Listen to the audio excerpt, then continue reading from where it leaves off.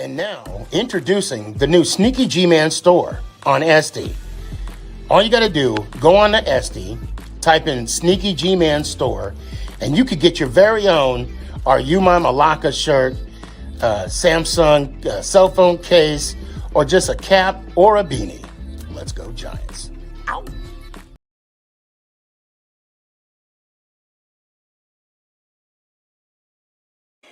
Hey guys, I appreciate you wanting to enjoy the show. First, I got to give a couple shout outs. First off, I want to give a shout out to dresscomfy.com.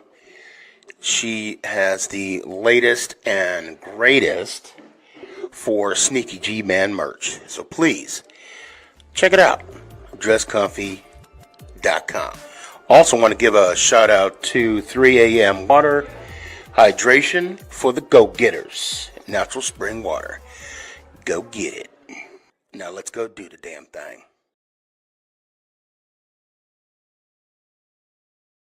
Before we do the damn thing, I got to give a shout out to George's Trophies, aka Sergeant M replica trophies.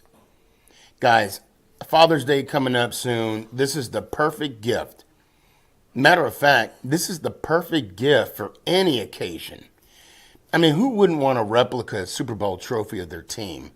The team that got the ultimate prize, the Lombardi Trophy.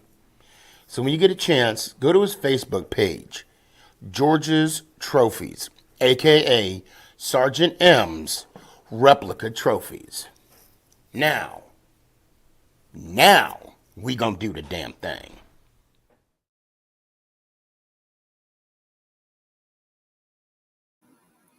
You're listening to Make It Count, the Sneaky G podcast on Northeast Streaming Sports.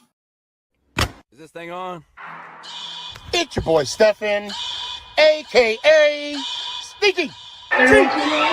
Yeah.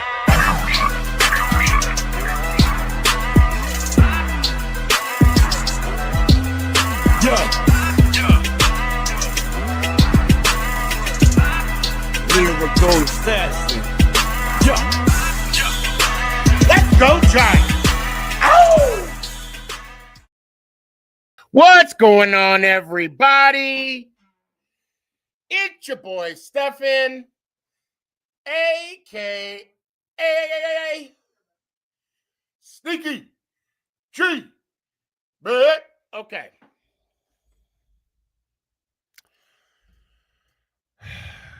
I got people in the backstage. I don't want to hold them up too much. But you know how we do. I got to get some stuff off my chest. And that's just what I'm going to do. And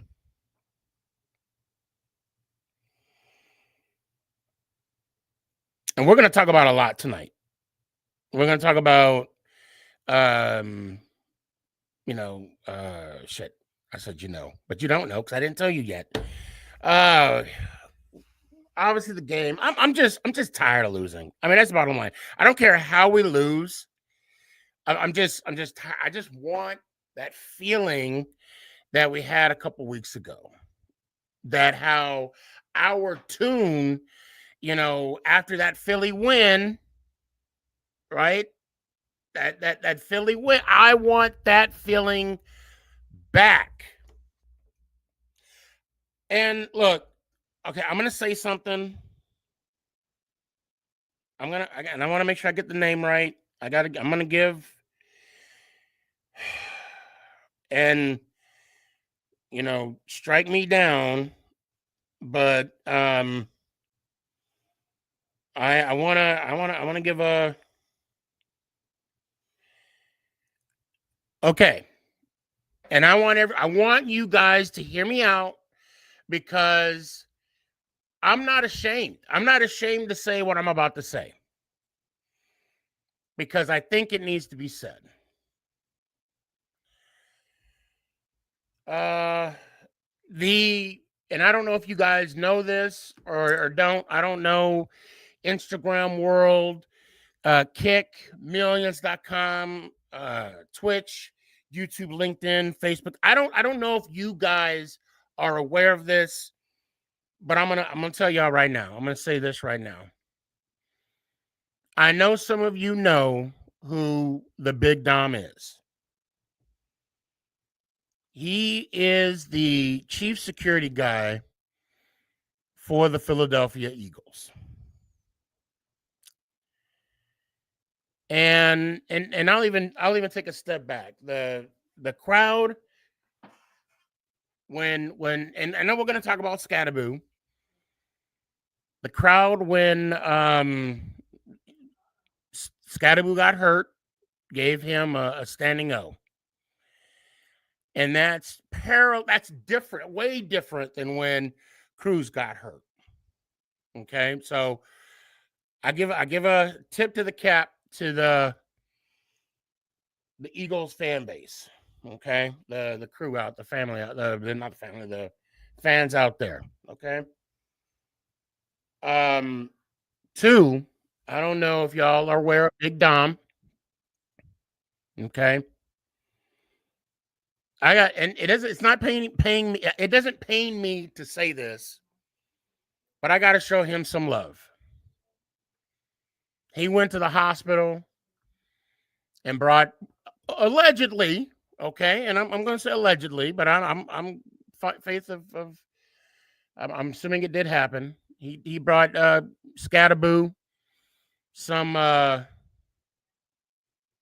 pizza and a Philly cheesesteak. So, Dom, if you happen to see this, I'm gonna clip it and put it on Instagram, and I'm just gonna give you a big shout out, bro. That's I appreciate that. And Skattebo, Cam, dog, just heal up and be ready for next year. You're a gifted athlete. You know, you're the they say the Big Apple, but you are the heart of the Big Apple. And we need you back healthy and as soon as you can get back. So prayers to you, dog. And I think you had surgery that night too. But anyway, that being said, okay, I'm gonna throw my hands up. Now I'm gonna throw my hands up about the game. I'm sick and tired of. I was watching ESPN last Monday, and of course again today, and even they talked about it on NFL or NBC on NFL after the what do you call it, after the game, Sunday night game. We need to do something about the officiating, and I'm not going to spread any conspiracy theorists, but I'm going to throw this out there. I really hope none of them refs, we're going to find out 5 years or 3 to 5 years down the line that they were in some kind of scheme, gambling scheme or whatever. Because those calls were atrocious. Now, you know what? I'm not going to say that we would have won the game because, yeah, Eagles, y'all outplayed us. I'll give you that. However, the game was still a game when those penalties happened. That was a fumble from Thibodeaux. That was a fumble. And, of course, when that passed, then, of course, you got the TD to Slayton, which should have been a TD. They were both fighting. But I'm not going to say that we lost the game because of officiating, but I am going to say the officiating was atrocious. And obviously, with the injury to Skattebo, it deflated the team. We tried to come back, but, too little, too late. It is what it is. So I do have some talking points that I want to bring the guys on. I'm trying to find those talking points real quick. All right, here we go. Let me just bring everybody on. Let's just let's have a conversation. What's up, fellas? What's going on? What's up? What's up? What's up? What it do?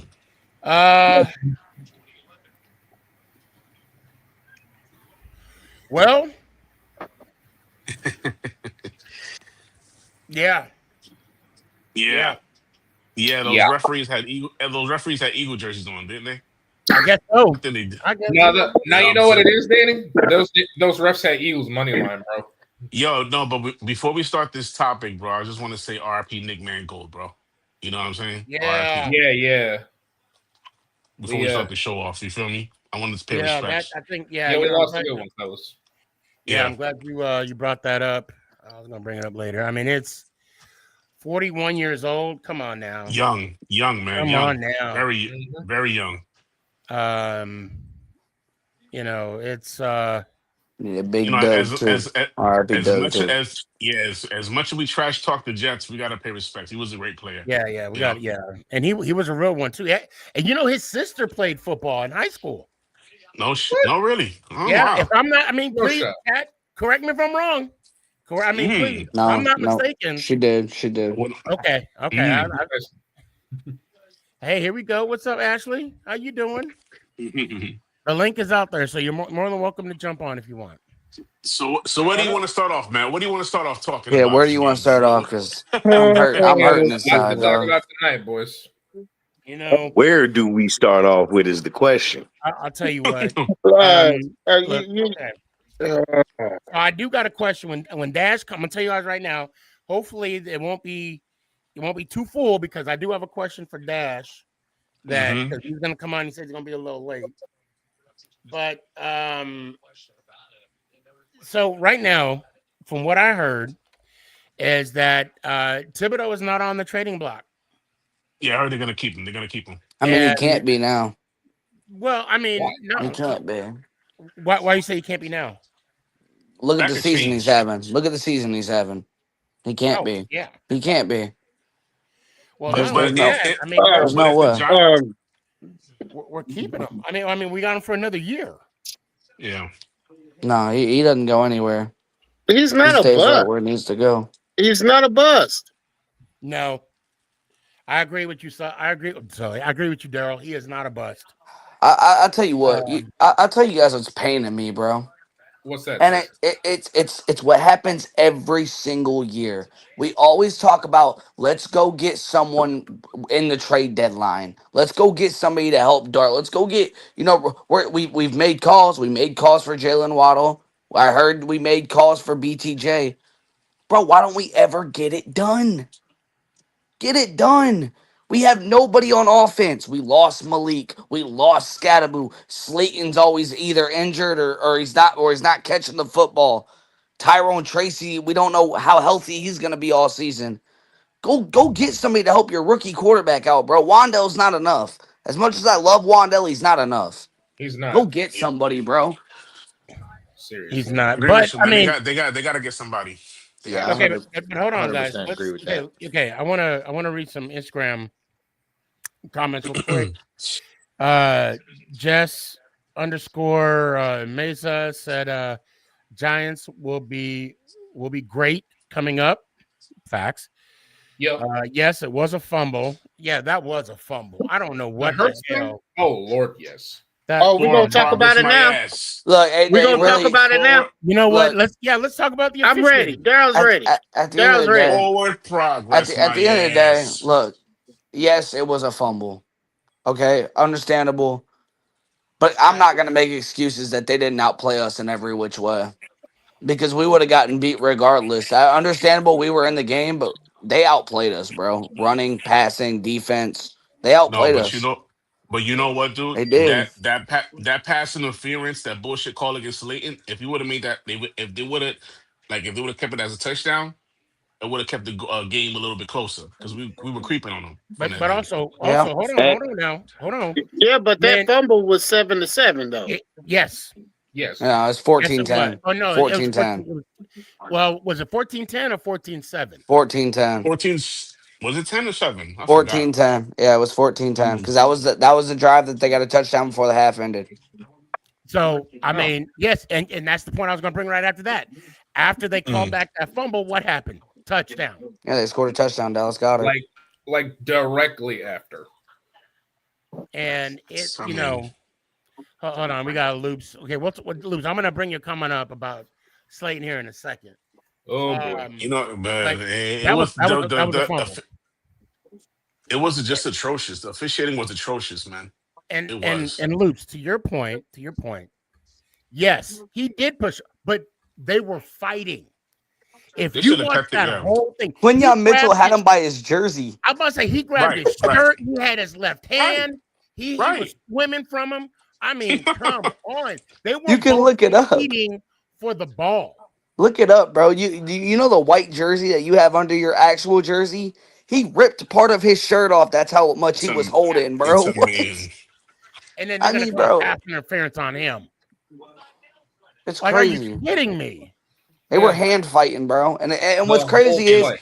is I say And the- Slayton is, but I get tired of all the Slayton hate, bro. Because for a while, for 4 or 5 years, he was this Giants' #1 receiver, and we all loved him. Regardless of what you want to say, you know you love Slayton because he was the only bright spot in New York for not these 5 years, but the last 5 years before that. Him and Saquon were about the bright spots in New York, and that was Right. about it. Right. And he gets all this disrespect about dropping the football. Cool. Jalen Hyatt does the same thing.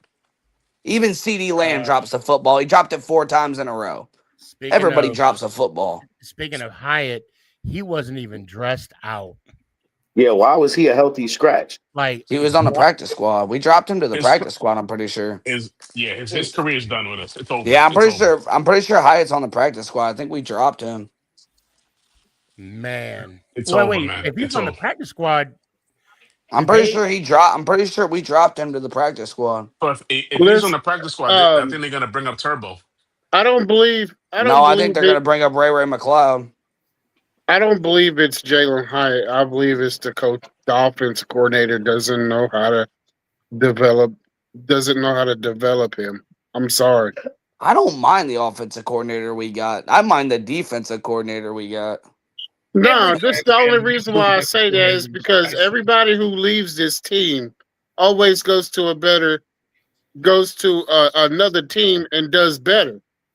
That falls on the coaching Yeah, I mean, it and happens. developing the player. So with that does being happen. said, And with that being said, I'm gonna look at take. this shit. Look at this shit. Hold on. This man is an MVP candidate. Okay, Daniel Jones is an MVP candidate. Which is crazy. Okay, now you just sit there and you let that soak in your system for a minute. Why is I he don't mind playing it. that well? Why is he playing that well? Because okay, Yeah, maybe he's he making he went to Minnesota for a year and learned a little bit, and now he's got dropped off to Indianapolis. But what I'm trying to say, it all falls back to the coaching. I hear you. I hear you with the Daniel Jones thing, but we're talking about Daniel Jones. Y'all act like we ain't happy we got Jackson Dart because I'm damn well happy we got Jackson Slow Dart. down. No. I You're mean- diverting from what I'm trying to say. Daryl's point is that I mean, I understand the coaching, My bro. point but- is that we don't know how to develop players.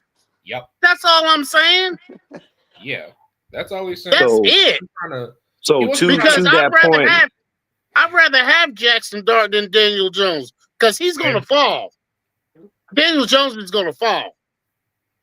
to that point that you just made, Daryl, I want to say, I believe it was the podcast Fitz and Wit that they interviewed Daniel Jones and they asked him what was the biggest difference that he noticed from being with the Giants and with the teams that he's on now.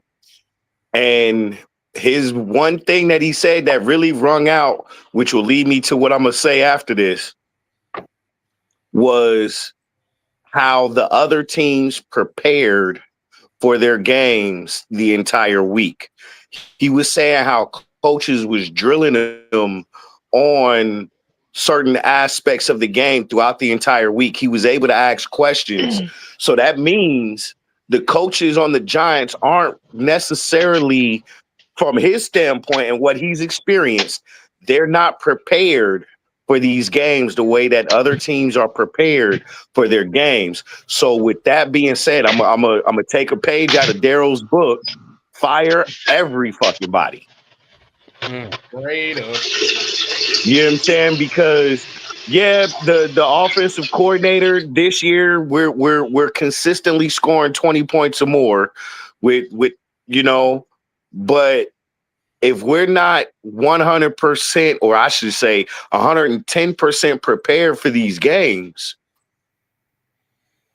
it'll be easy for that loser mindset to creep back in, especially when you have a devastating injury like we had with Skattebo. Because if you looked at the game, like, yeah, you'll say we were outplayed and all that.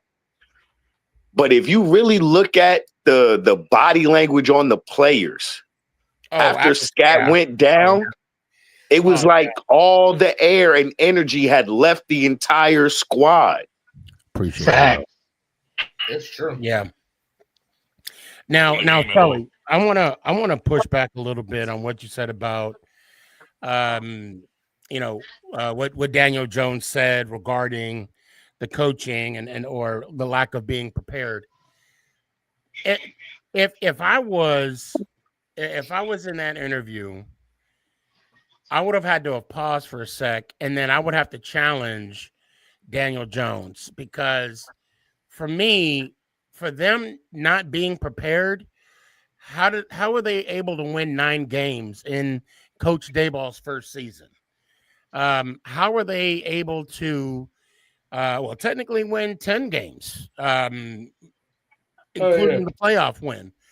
So and then let's also keep in mind that next year, right after Jones, he got the big payday. I'm assuming there's pressure with that payday. Okay. Mm-hmm. And then we come out and we put up a 40 burger, or no, we don't put up a burger. The Cowboys got a 40 burger put up on them. Yeah. And we scored a donut. And this is after he got paid and after Saquon didn't get paid. I'm sure that there was some psychological issues there. Then he got hurt, and then he came back from an injury.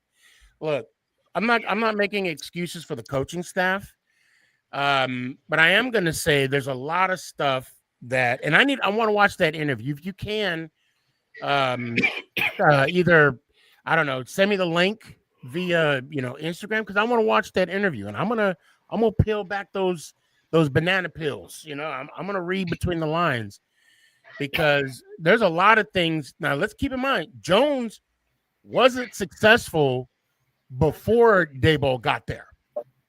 Okay, he wasn't successful during his rookie season when Shermer was there. He wasn't successful when Judge was there. He even got hurt, if I'm not mistaken, 2020, 21, where he was out for the rest of the year. And we had long neck take up the rest of the year, him and Scrum. It stunk up the place. Thank you. And I'm still waiting for him to win a game with the Giants. Actually, I mean that facetious. Do not re-sign him. Whatever. Anyway. And hold on. Edmund Perry. You know what? I love this. Thank you for saying that. Easy. Wink, McKinney, Love, Dex, Shep, Daniel Jones, all Dave Gettleman's guys. Okay. Well, Wink wasn't Gettleman's guy, if I'm not mistaken. I think Wink came along with Daboll. Wink came in with Daboll. That was with Daboll. I think it was Patrick Gann. And then who else was it before? Priscilla. Yeah, that's right. Yeah, I can't believe I forgot his name. So yeah, you're right. Okay, but let's keep in mind though, E-Man, Jones had Barkley all those years too. When he wasn't successful. We had Xavier. All I'm saying is the fact that Jones is successful now, it's a different Daniel Jones than what we had. It's different. Okay. He's different.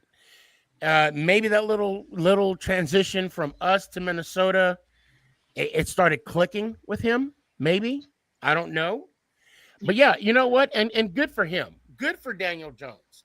And I'll say it again. I knew he was going to be successful when he left the Giants. I knew he would be, and I wouldn't be shocked if Hyatt isn't successful wherever he ends up. That's gonna look really bad on the Giants, Sneaky, if they keep. I mean, what I mean? it happens. But okay, but let's also look at it this way. Is somebody cooking? Let's look at it this way. All right, sounds like oil for me. Somebody oil or something. Yeah. So when when Jones left, we didn't have Saquon his last year. No, I'm sorry. Yeah. No, because last year was the first year. Yeah, we didn't have Saquon. Yep. Yeah. Okay. And last year was the first year that he didn't have Saquon. And look who he has as a running back now. Jonathan Taylor. Yeah. And Taylor is in the conversation of MVP talks. And let's be fair. Indy's offensive line is maybe arguably a top 10, maybe top 5 on offensive line. Debatable. And we're trying. I mean, we've been trying to get an offensive line since Gilbert left. Let's be fair. But there's more to this pot roast than just the carrots. Okay. There's a little more meat and potatoes to it than just Jones being over there and being successful. But Daryl, I know I'm long-winded, and I apologize for the long-winded answer, but I am curious on what he said in that interview. I'll look it up and send it to you, Sneaky. But the one pushback I want to give to you on that is what if it's a scheme standpoint as to why Jones is able to be successful in Indy and wasn't with us? You know what I'm saying? Because we already know we have those type of quarterbacks where they get into a good system, an offensive system that works to their strengths and their skill set, and they're able to succeed, but they go to another team that doesn't have that same offensive scheme and they don't do as well. I mean, you kind of answered the question. I mean, maybe this scheme that Dable has did not fit Jones. But it's not just Dabo, because like you said, he had Shermer, he had Judge, he had McAdoo. No, he didn't have McAdoo. No, he was gone before McAdoo. Shermer was after McAdoo. No, because McAdoo benched him for Geno. That's right. Yeah, benched Eli for Geno. Yeah. Mm-hmm. No, I think with Shermer, and also too, we can't even count how many offensive coordinators Jones had in just the time frame of being with the Giants. That's a good question. I can only sum it up as maybe this offense did not fit Daniel Jones, because we can also have a conversation of when McAdoo came over, right, to be the head coach for the Giants after replacing a legend, Coughlin. He tried to never let go the way we did. Yeah, well, I mean, We shouldn't have. That's another conversation. But they were trying to install a West Coast offense. New York Giants are not a West Coast offense type of team, and that's what we ain't even a West Coast team. Well, exactly. So what makes you think that type of offense is going to work for us? And that's what McAdoo was trying to implement with Eli with his remaining few years. And I truly believe that's what the downfall was with McAdoo. Granted, we made the playoffs his first year, but let's keep in mind that was with Coughlin's guys, not McAdoo. Yep. So it's easy to go back and forth, Sully, and I wish I had the right answer. But all I can say is, I think maybe the fact that the scheme wasn't, dumbed down enough for Jones. And maybe other teams are simplifying it. But then also let's look at the competition. Daniel Jones was going against Richardson, and he beat him. But the Colts haven't played good teams though. You gotta keep that in mind. Listen. The quarterback still has to go out there and execute, fellas. True. I'm not gonna sit here and take up for Daniel Jones. It is what it is. I'm happy we got Jackson Dart. All I'm saying is that every time we have a player and that we're ready to get rid of them, they always turn out to be a damn superstar after they leave. Somebody has to be accountable for that. Yeah. I mean, and I wish I had an answer. Especially when you draft them. Yeah. But I mean, that's the NFL. And that falls on Joe Shane too. Yeah. Well, Shane didn't draft Jones. That was good. Yeah, but you know what, Nick? I saw this video earlier this week that some of Joe Shane's draft picks in the past are not on this team anymore. Some of them are not on this team anymore. Yeah. Oh yeah, we could look back in the You know what I'm saying? Yeah, we could definitely look back in the draft. It's quite a few of them that he's drafted that ain't even on the team, let alone the practice squad. Yeah, I was watching a video earlier today. I was like, there's a lot of them that's not on this team anymore. So that's a big red flag. Well, also, well, keep in mind the average, season for an NFL athlete is 3 years. Hold on a sec. So Lewis got a good point here. Hold on. Look at the Colts schedules, my brothers. They lost to the Rams, a good team. Chargers up and down, and they barely beat Denver. Outside of those terrible teams, plus look at the talent around him. Yeah, I mean that's what I'm saying as well. Still has to go out there and execute. He has to execute these things, and he's doing that. Yeah, but the point he's making is the talent around him is making his execution job that much easier. Whereas we really didn't have that talent around Daniel Jones. Hell, we didn't even have an offensive line to really keep the boy upright. Again, that goes back to the coaching staff. Well, why didn't we draft him? Why didn't we aggressively go through the free agency and pick up offensive linemen?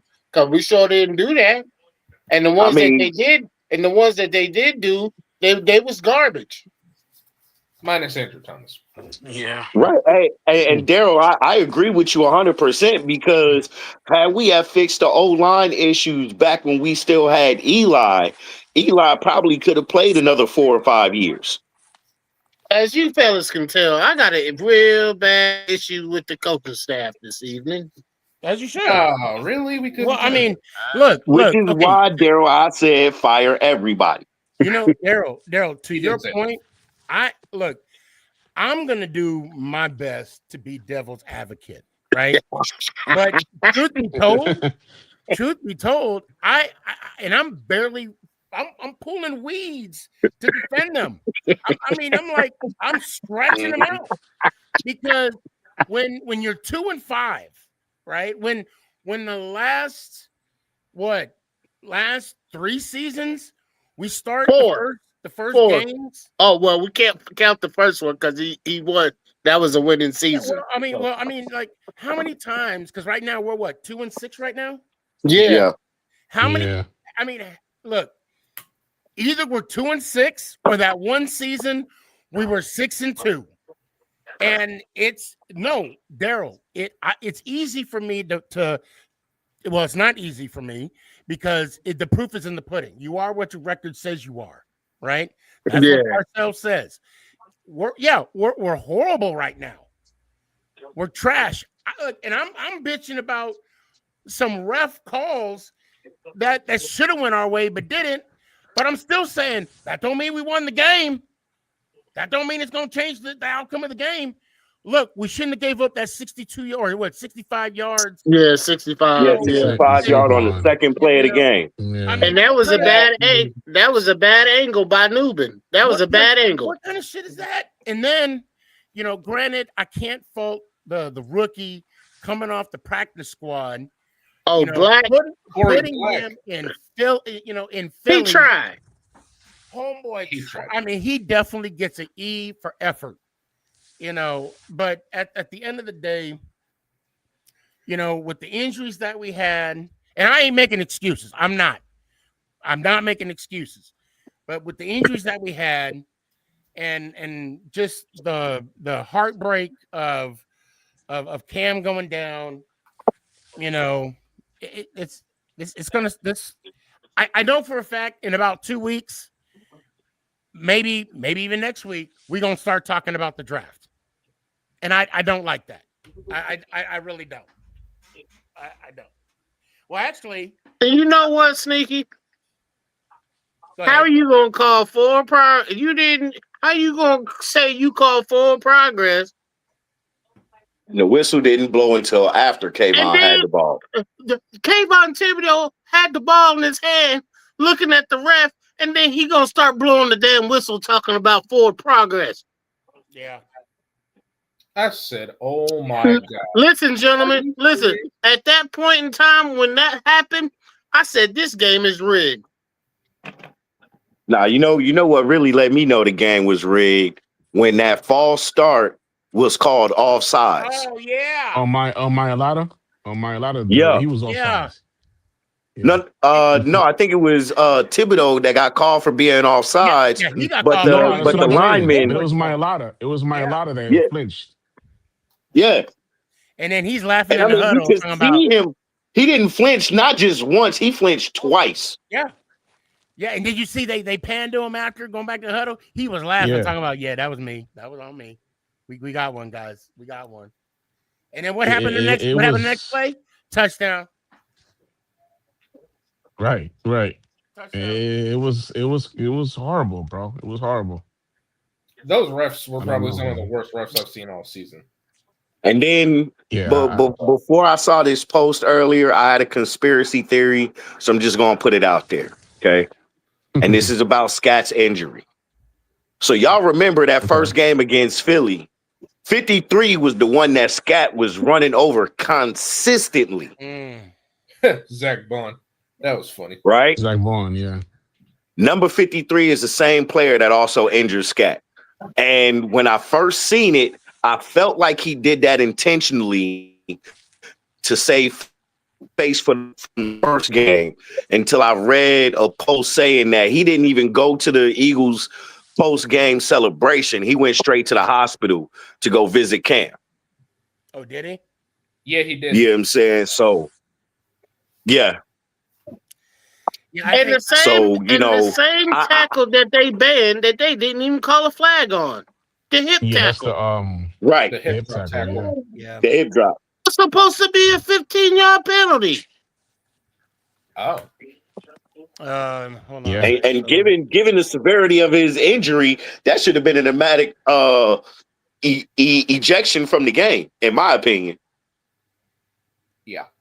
A lot of things. Listen, gentlemen, I knew we wasn't going. I didn't know we wasn't going to win that game because I thought we had a chance of winning it.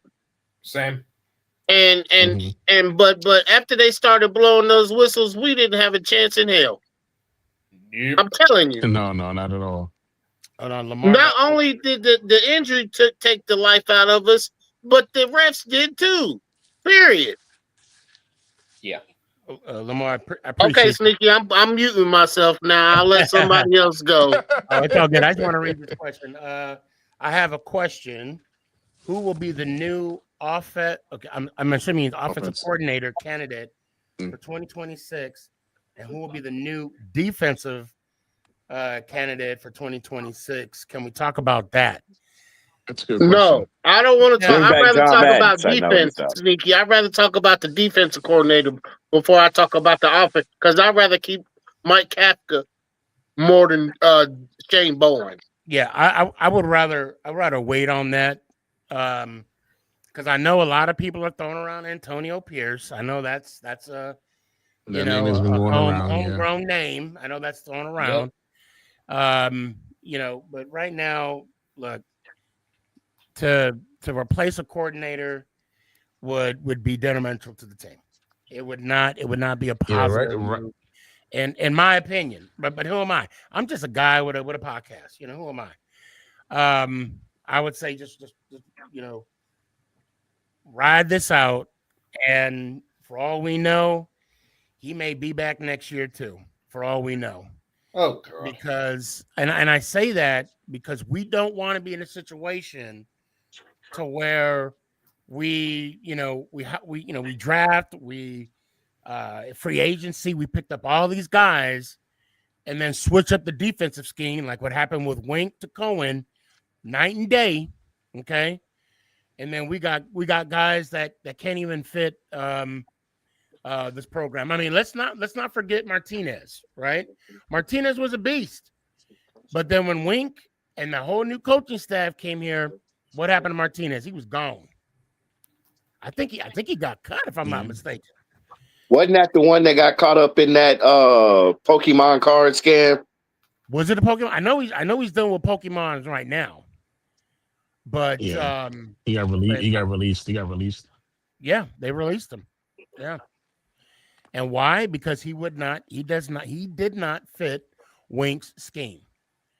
So I think too much money has been put on the table right now for Cohen, where he's gonna have to figure out a way how to coordinate these guys, how to, I don't know. That's so to kind of pick out some candidates right now.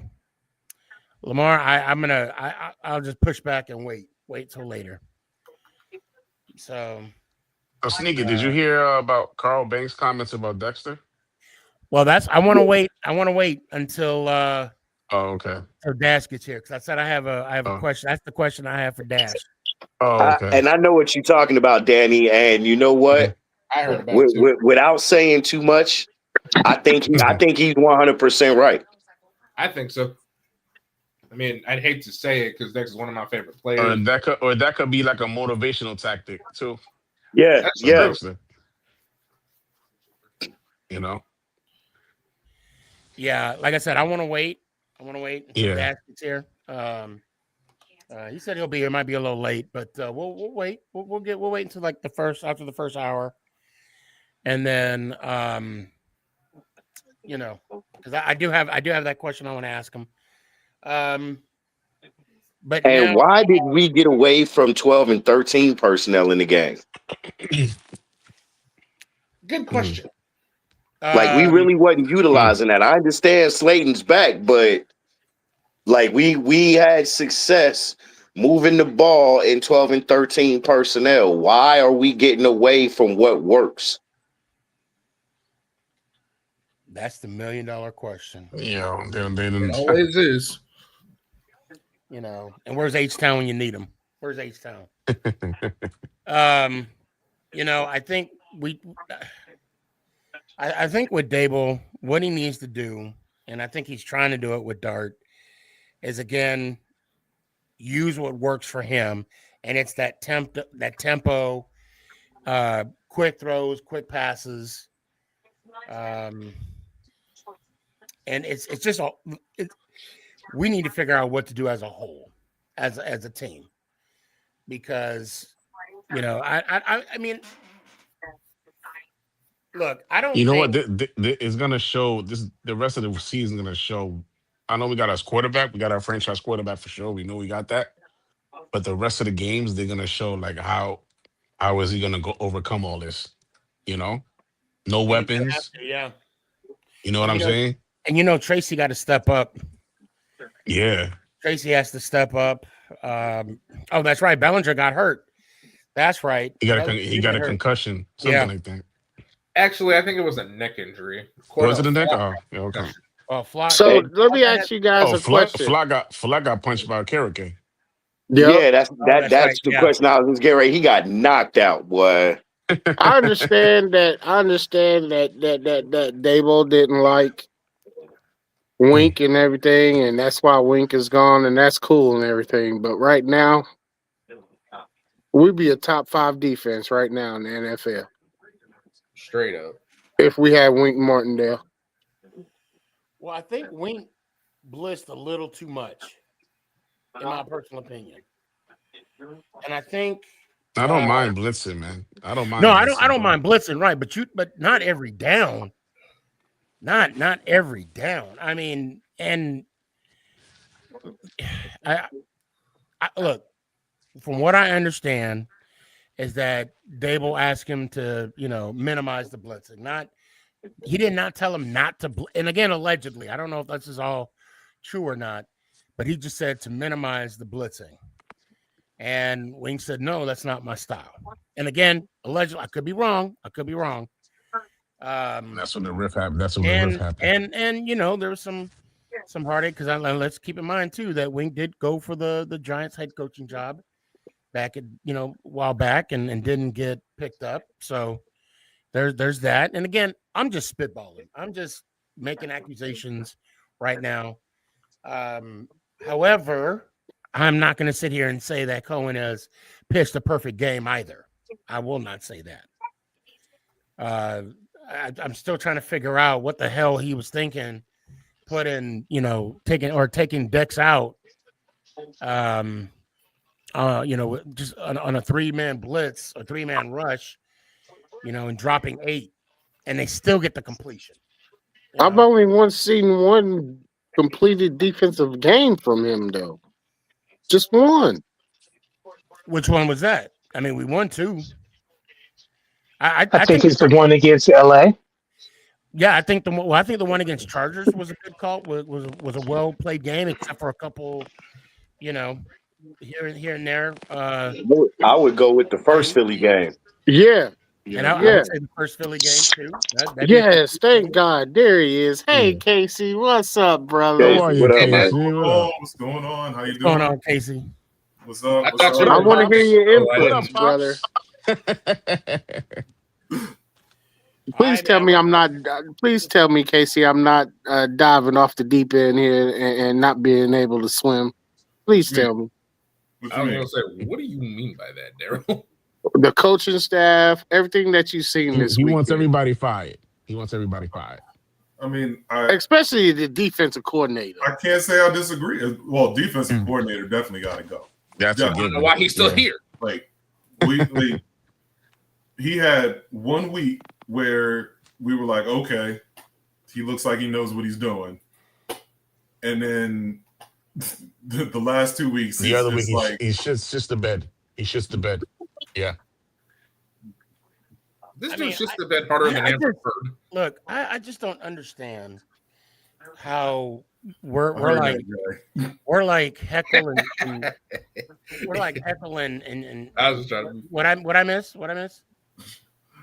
No, he said he's just a bit harder than Amber Heard. That was funny. Well, no, what I don't Mm-hmm. understand is it's like Jekyll and Hyde, right? Seriously, we play against the Chargers. We're Hyde. We're Dr. Hyde. But then we go against the Saints, and then there goes Jekyll. I mean, 5 turnovers. What? So I think that I can't put that on the defense.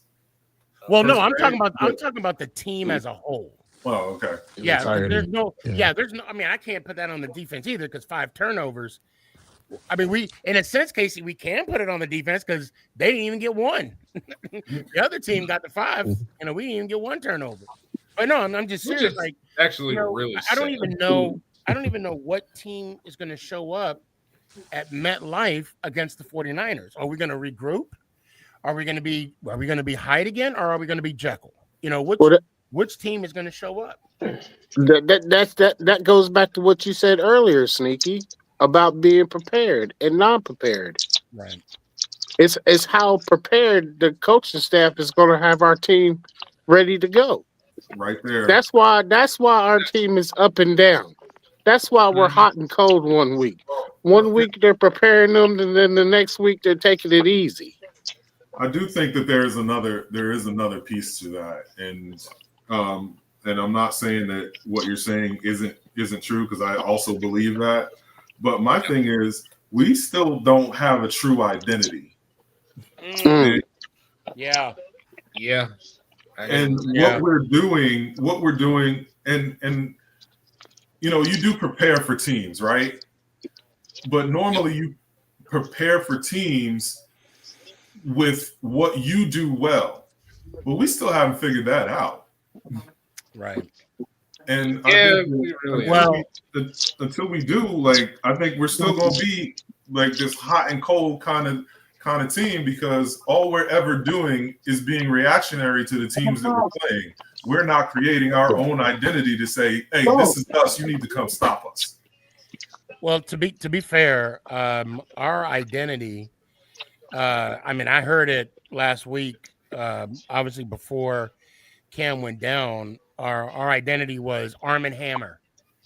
Of course, the arm being Dart and the hammer being Skattebo.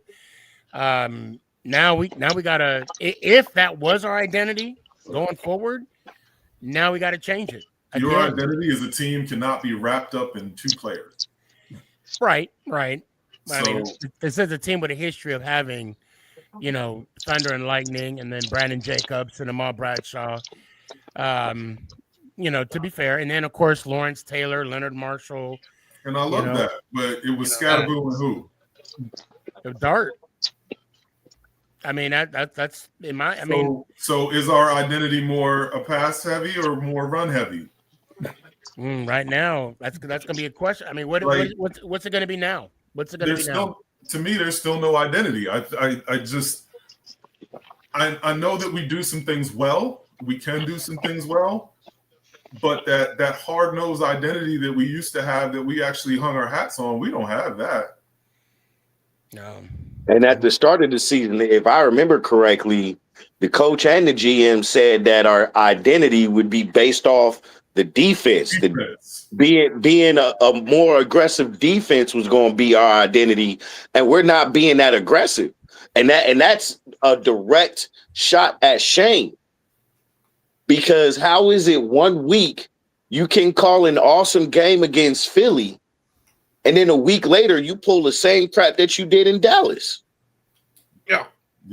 And then in this Eagle game, and granted, yes, we are down a few key players on defense, but so what? So is the entire league. Yeah. But the fact that you don't make the adjustments in game to counteract what the opposing team is doing or trying to do, and you're constantly putting the players in a bad position, either be it the wrong plays, the wrong personnel package.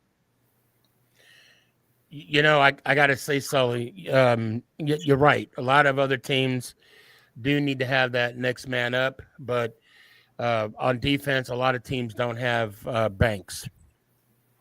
Yeah, and he he is our Achilles heel on defense. He was getting burnt left and right. I with him, look, I try and be positive, but it's, to me, and I want y'all to check this out next week, but it's hilarious where every defensive player's jersey has grass stains on it except Banks. I'm not surprised. I mean, that's disappointing. And I mean, and maybe that's an overreaction on my part, but I'm just saying what I noticed last week. You know, I want to say it was the third quarter. I'm like, damn, his jersey's still white. And see, you don't want to tackle. To me, that screams lack of commitment and lack of effort. Yep. True.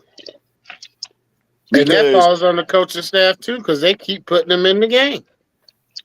Well, at this point, Daryl, they really don't have anybody else that they can put in the game. They have a choice because we're pulling. We're pulling people off a practice squad, Daryl. Yeah, Corey Black was playing.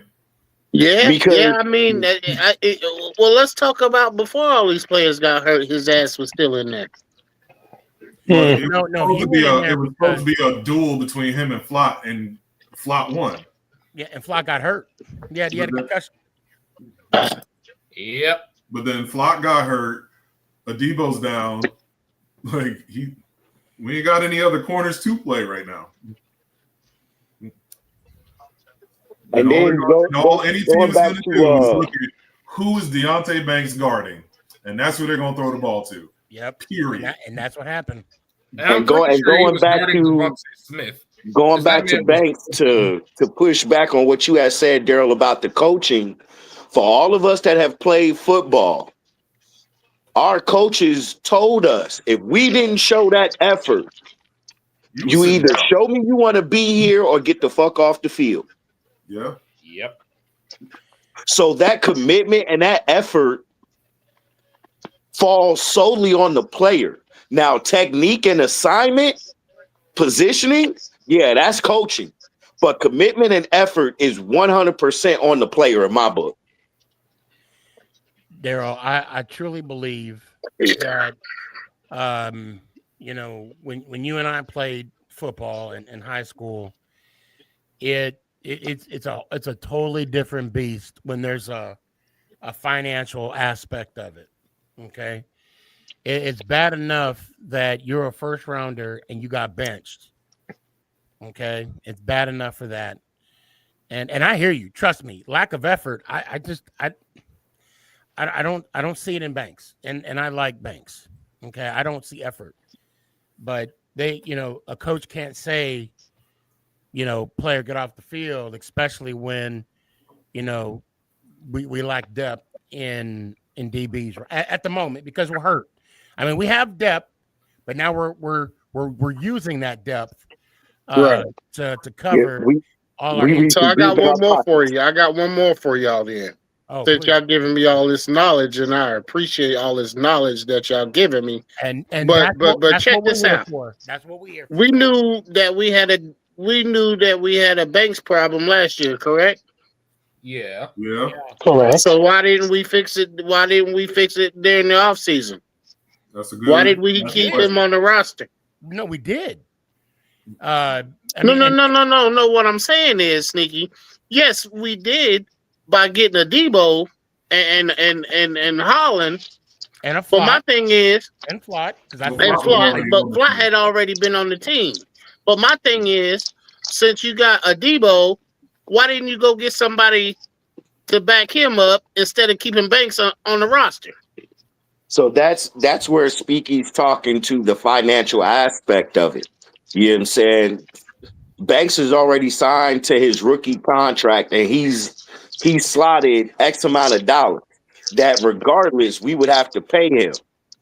And given our deficiencies everywhere else and the money that we had to spend, outside of getting Holland and a Debo, financially, we wouldn't have been able to afford to get rid of him, still pay him, and then also sign somebody else to replace him. Meanwhile, still trying to get the other pieces that we needed to try and fill in some of the holes.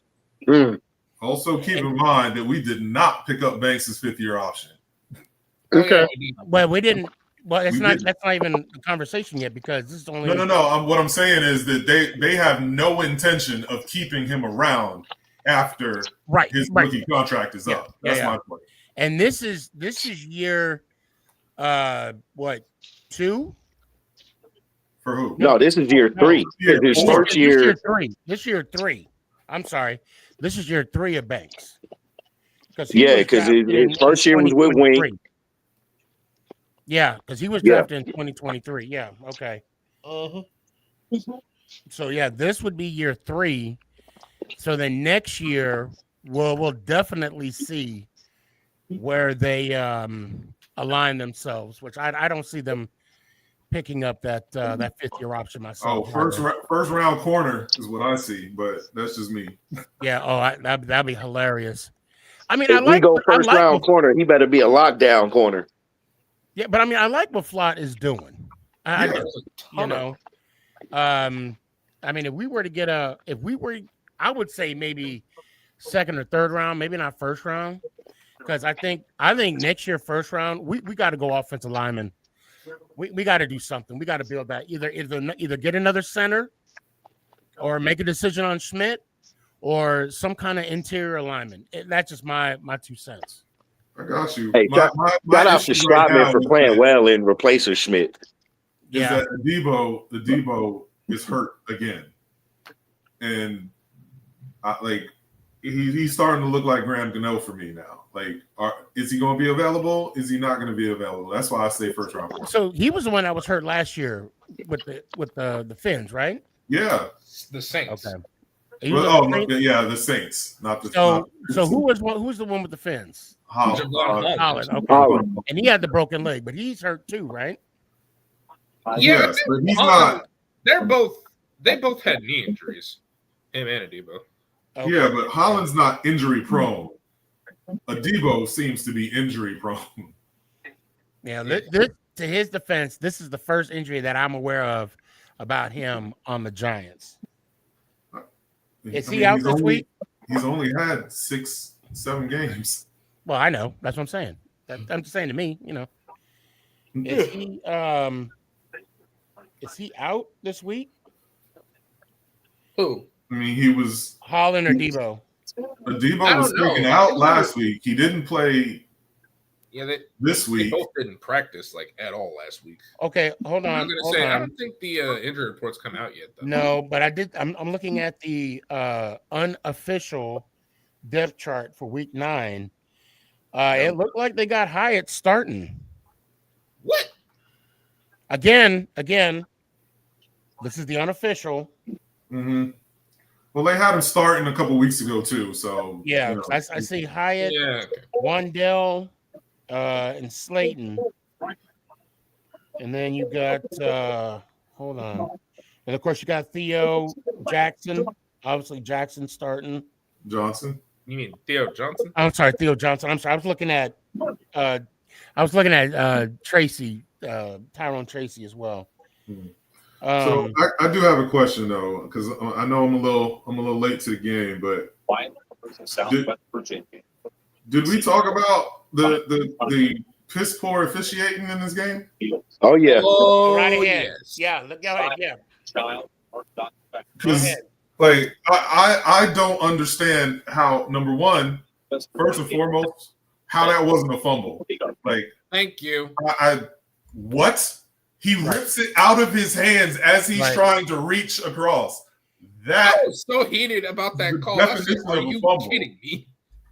Even the rules expert during the game cast said that you can't, on a play like that, you can't rule forward progress, and the only time that can really be issued like that is at the goal line. And he even said that should have been a fumble. Yeah. So that the offensive pass interference. Yep. Let it go. Yep. Go ahead. And then they hand fighting. And then homeboy that hip drop Skattebo, Zach Bond. Shouldn't it at least been a flag? For unnecessary he should be fined. Right. It should have been a flag. I read an article. I think he will be fined. I think he will be fined for that.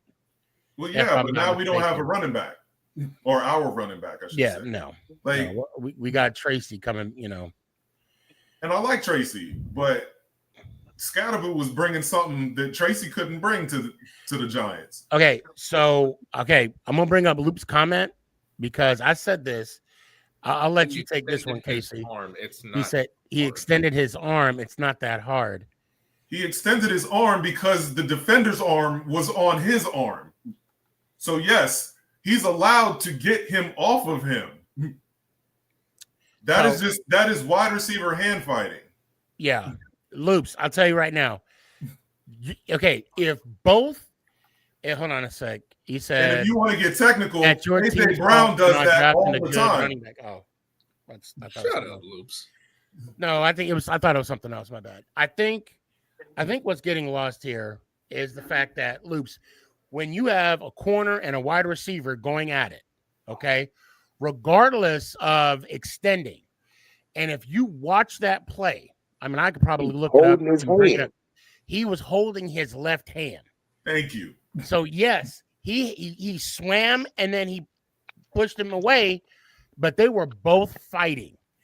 To be fair, it could have been pass interference on either side. We just happened to got called for it, which I'm calling bullshit on.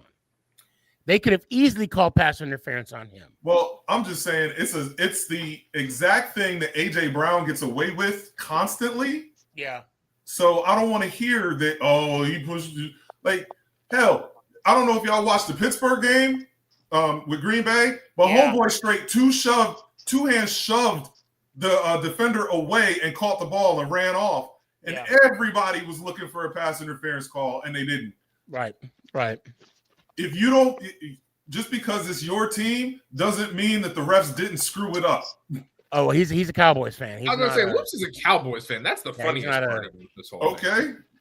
But he doesn't like the Giants either. I think that's just, I guarantee you, I I can find points where CeeDee Lamb has done the same thing. And hold on, wait. Want it called against CeeDee Lamb? Why do you want it called against Darius Slayton? True, but also Loops 44-24. That's all I gotta say. Yeah, we got to beat him. Next time. We definitely got to beat him. I'm so sick and tired. I noticed he ain't saying nothing about the other two things that I said. Just that.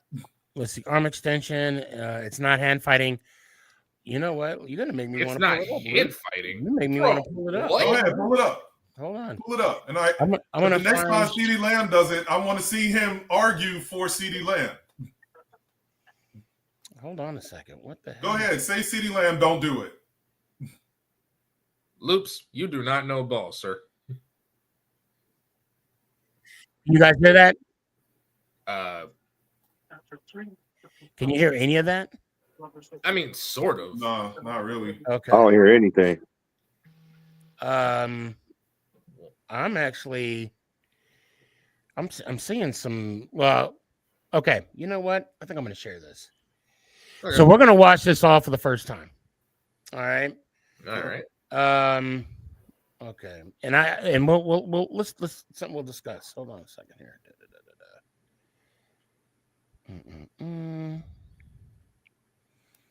Okay. Let me go to it real quick.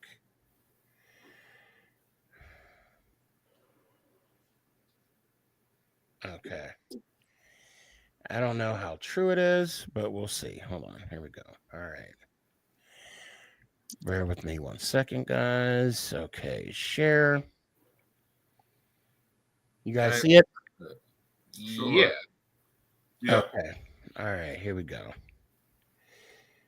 And I'm going to mute my mic because it'll echo if I don't. Okay. Hold on. Here we go. All right. There is so much to talk about with the New York Giants right now. Can you guys hear that? Yeah. Yes. Okay. Yep. All right. Loud and clear. News dump here on a Tuesday afternoon with some breaking news as Joe Shane has gone out and signed a cornerback. There are rumors heating up also that he could be releasing Jalen Hyatt from this football team. He was a healthy scratch this past Sunday, and the Giants, they worked out 12 players today, including a former Pro Bowl wide receiver. A lot to talk about. Before we do, though, I encourage you to go down right now and hit that big red sub button and help us get to our goal of 100,000 subscribers. Go we ahead. have multiple videos for free I do. every day on your New York Giants. So if you want that and you love Big Blue, hit that sub button right now. Not a huge fan, but I do watch the show every now and then. Oh, you said you're not a big fan? No, he gets a little too emotional for me. I that's funny. I like that. Are you saying I need to get a little more emotional? Is that what you're saying, Casey? Yeah, just a little bit. Hold on. Nah, Sneaky, we love you the way you are, buddy. Nah, that's big. I appreciate it. This is New York Giants Now by Chats. Because I was gonna get some tissue and start, putting some water drops in my eyes, and then I'm sorry, trying to get that Oscar. I like to thank my mom for. Anyway, okay, I'm gonna Sports, and I am your host, Marshall Green. Is it echoing? No, Can I let it play? No, you're good. It's all good. I scripted out a full Kayvon Thibodeaux trade rumor video today, and then we got hit with a boatload of New York Giants news. So tomorrow morning, I'll push out and give you guys the video of the Kayvon Thibodeaux trade rumor reaction with an orthopedic surgeon on why Malik Neighbors waited so long and his timetable forward. Whether or not he is ready to actually happen, he'll do everything he can under his power to get out there for the New York Giants. Joe Shane trying to add some talent to this football team, and he is doing so today on the waiver wire. The Giants claimed cornerback Jarek Bernard-Converse off waivers. He has played 5 defensive snaps in 5 games for the Cleveland Browns this year. He has 15 career defensive snaps in 3 years in the NFL, but he does have 241 career special teams snaps. So that is where I see Bernard-Converse helping out the New York Giants the most. They are a little dinged up in that cornerback room. Maybe the Giants think that he can contribute in that department. So TBD, being signed last week, and now he has been released, the former pass catcher for Jackson Dart in college. They did work out 12 players today, one of those being a former Pro Bowl wide receiver. We'll talk about that around the corner. First, though, I got to tell you guys about our sponsored players today. One of those being a go to GLD.com. Use that promo code chat. You're going to get 50% off as well as a free chain. Hold on. D, if you're looking for a chain, go to GLD.com. So what? Wait, what's that? What's that free code? I need it. I mean, Loki. Hey, I'm wondering the same. I know one person can get that chain from. Oh, do you? Yeah, her name is Michelle. She lives in Carolina. Oh, wait. I know you're talking about. I know exactly what you're talking about. I got some stuff for her too. Yeah, she got some good stuff. Yes, she do. No Diddy. All right, hold on. Let me just Nightmare. It was a low quality. It was low quality junk that snapped after a week, or it was insanely overpriced with ridiculous markups. That's why I rock with GLD. You're getting quality pieces. Success in the National Football League before starting his career with the Pittsburgh Steelers. The New York Giants today. We did a video a couple of weeks ago at this point talking about some Malik Neighbors replacements. Obviously, no one's replacing Malik Neighbors, but Deontay Johnson was a name that I put on that list. At the age of 29, I still think there could be some juice to squeeze out of this football player. He's had some success in the National Football League before, starting his career with the Pittsburgh Steelers. But really, since he left the Steelers, it hasn't really gone all that well. This is a player that can come into the Giants. If they do sign him, nothing is official at this point. It'll all be dependent on how that workout practice squad, but he can't be elevated to the active roster anymore. His game day elevations are up. And are you going to roll with Darius Slayton, Wan'Dale Robinson, Bo? I don't know if I want you added to my football. I'm sorry I'm going back and forth. I'm just not going to watch all 15 minutes of this, so just bear with me here. Team. But the Giants, they are thin at that wide receiver spot. Like, you got little Jordan Humphrey on the practice squad, but he can't be elevated to the active roster anymore. His game day elevations are up. And are you going to roll with Darius Slayton, Wan'Dale Robinson, Bo Collins, Gunnar Olszewski? Jalen Hyatt was a healthy scratch. You have Ray McLeod as well.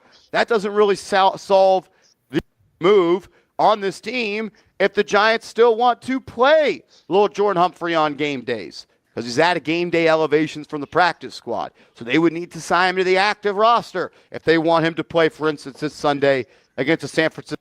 Now, didn't someone say that Hyatt was going to be moved to the practice squad? Didn't someone mention that earlier in the show? That Hyatt got dropped to the practice squad. I think. Right. I'm sorry. I said elevated. Yes, dropped to the practice squad.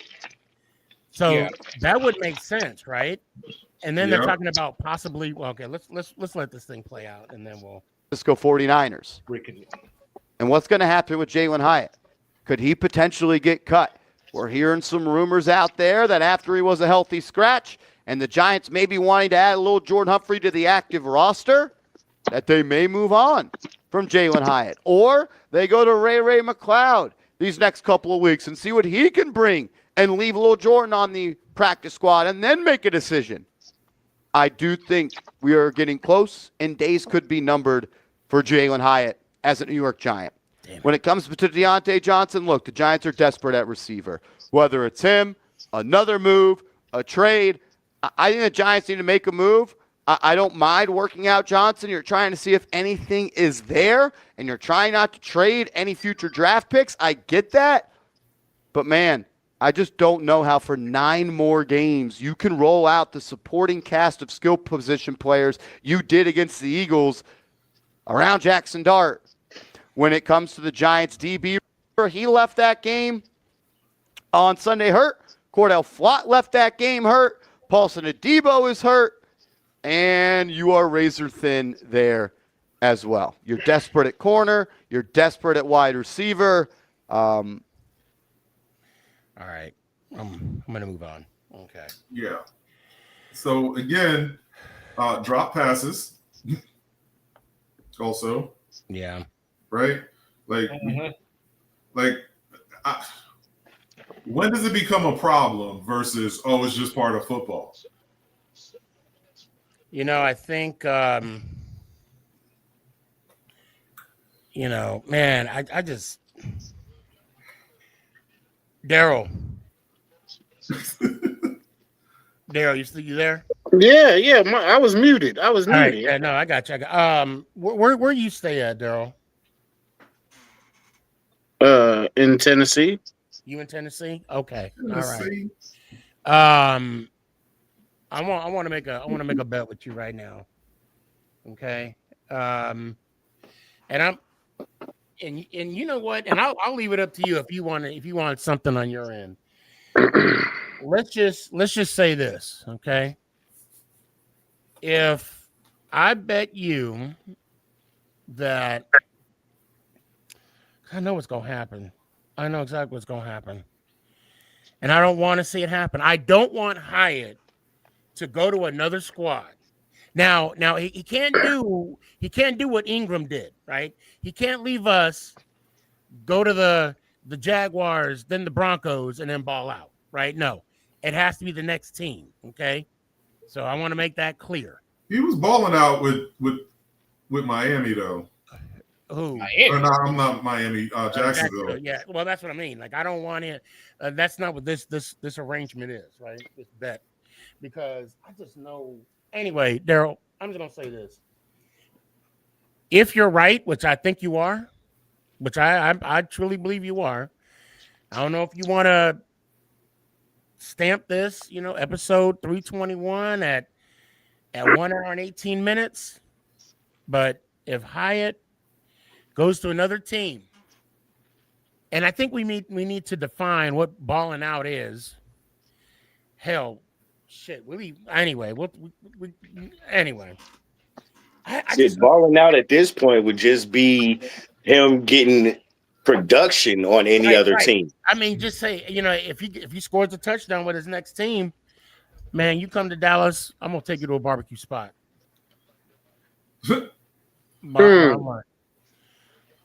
And if I come to Tennessee, I'll buy you a beer, because I don't know how expensive the food is out there. I'd get you lunch out there. It's probably more expensive in Dallas, but okay. Yeah, well, our barbecue is crazy. I can cook, man. The barbecue I cook is awesome too. Oh snap! Oh, okay. That sounds like an invitation, right? Oh yeah. Hey, we all talk about we all need Chef Jalen's in the house. Hey, we all say we need a meetup spot, right? But, right? Hey, meetup spots at Daryl's house. Yeah. Shit, Daryl, shoot me your address. I'll meet you there. I'm in South Carolina, so that ain't a far drive. But Nikki, you go ahead and hold on to that bet. Okay. He's like, you know what's gonna happen. You see, I already know what's gonna happen, and so do you. Yeah. Yep. They just, my thing is, we give him such a hard time, but this coaching staff doesn't know how to utilize him. That's the whole point I was just trying to make earlier. I believe they don't know how to utilize him and use him in the correct way. Yeah. Somebody might be able to get what we couldn't get out of him is, what he's good at. I mean, what? Hey, Casey, you need some of that tussin. That's what you need to get. You need to get some of that tussin. That might be contagious. Put some tussin on, guys. All right. That's enough. That's enough. He didn't call me out on my BS. He done called me out on my BS. You know what, man? Because I've been rooting for Hyatt ever since we drafted him, and it's just a shame, you know. And when I look at when I go back and I look at Shane's, you know, Shane's drafting is not. I'm not gonna say it's bad. I think Shane. You know, I'm gonna get back to it. I think Shane did hit a couple, you know, home runs with the draft with some players. I don't think. I think maybe there was some hit or miss on maybe his first draft. But I don't believe that was his fault, though. No. Okay. Nope. His first draft, yeah, we had a lot of capital, but we were in salary cap hell when he got into the team. Thank you. Gettleman got us good. Gettleman screwed us pretty bad, pretty bad. So I hate to say that. Can I say something real quick though? Well, before you get into that, I just want to say I'm gonna give Shane a pass on that first draft because remember we had Galladay for that first year. We couldn't do nothing with Galladay. Nobody couldn't trade him. Let's remember that atrocious contract. Okay.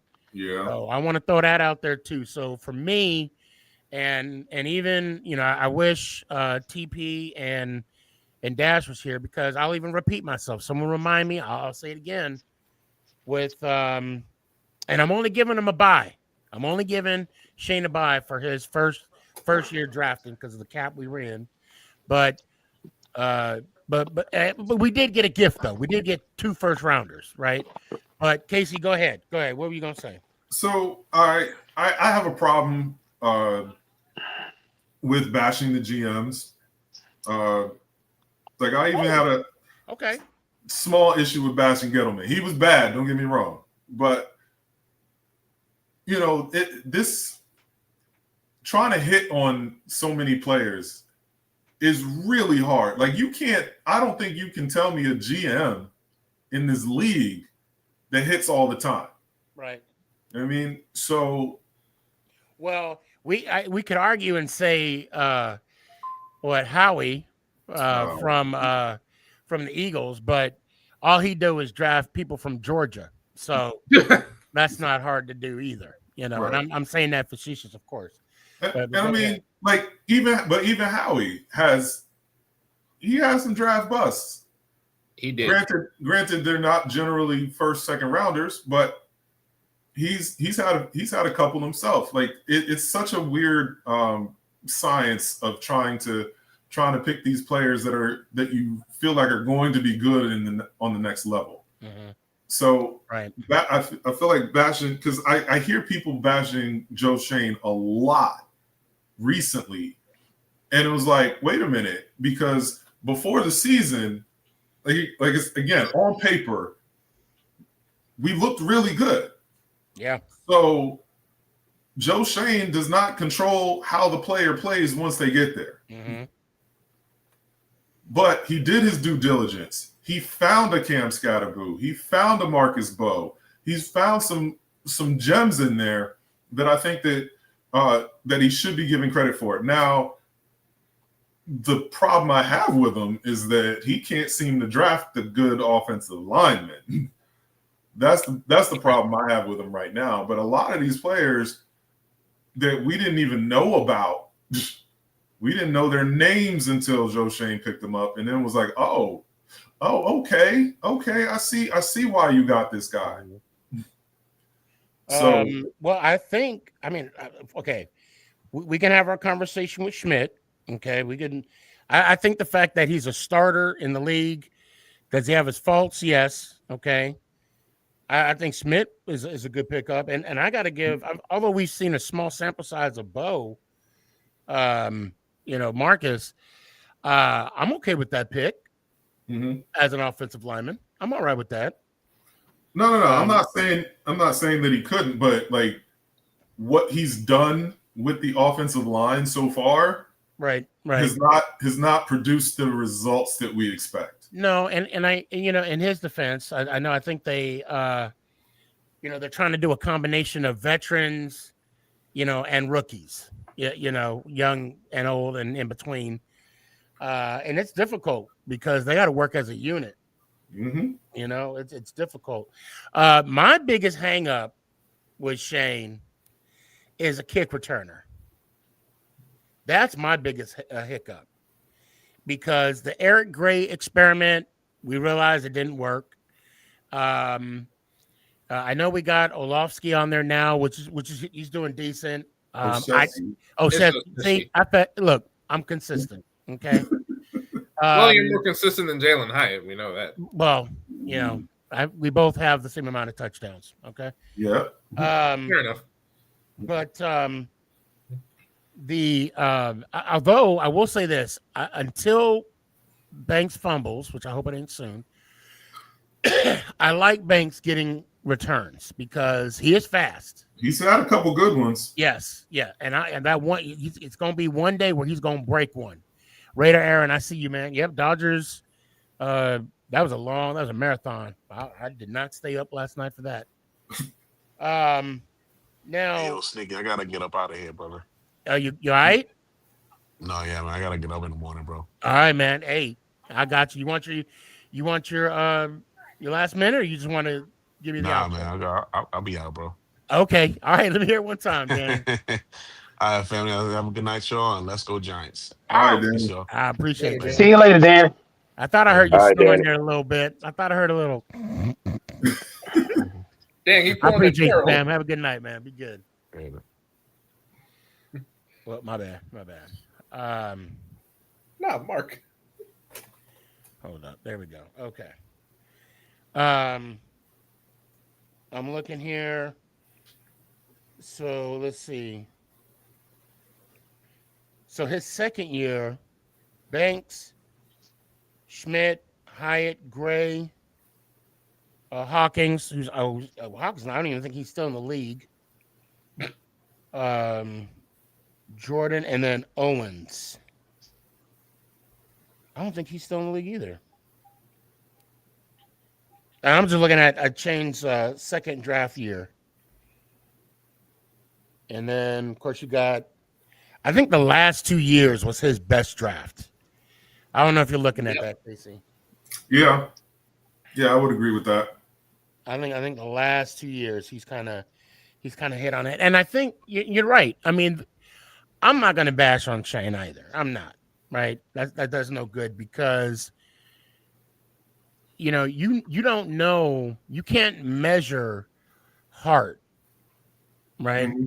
I mean, anytime I look at the draft and our first round pick or whoever don't measure up and how could we get them? I'm like, whoa, hold on. Brady was 199th overall. Mm-hmm.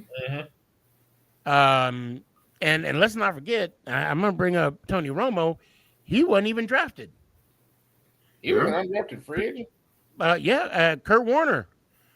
Literally Warner bagging groceries. Brock Purdy was Mr. Irrelevant, the last draft pick. So you don't know what you got until you got him. Yeah. And I mean, and if we were to look at it, matter of fact, let me ask ChatGPT real quick. Out of all the number one, hold on a sec. Out of all the number one draft picks in the NFL that were quarterbacks selected one overall, how many of them won the Super Bowl? Only like 2 of them. I don't think it was that many. Well, there's I know Elway and I know Aikman. Peyton Manning was one. I don't know who the other one was. Well, out of NFL quarterbacks selected one overall, 6 of them have gone on to win a Super Bowl. Okay. 6? Okay. But how many have been selected number one overall? Okay. Terry Bradshaw, Jim Plunkett, John Elway. Wait, Steve Young. Hold on. He was selected first overall? No, he was not selected first overall. He was in I a. was about to say, If I'm not mistaken, Montana for I think Steve while. Young was wasn't he in a supplemental draft? Because remember he got drafted by Tampa, but he went and played USFL. Yeah, he did. Damn, just don't ask me when my wedding anniversary is. Tell my mama wants to hear you say that, Sneaky. Oh no, she'll agree. No, she'll agree. Oh. Okay, here we go. Your mom will tell you that I forget it all the time. Was Bernie Kosar was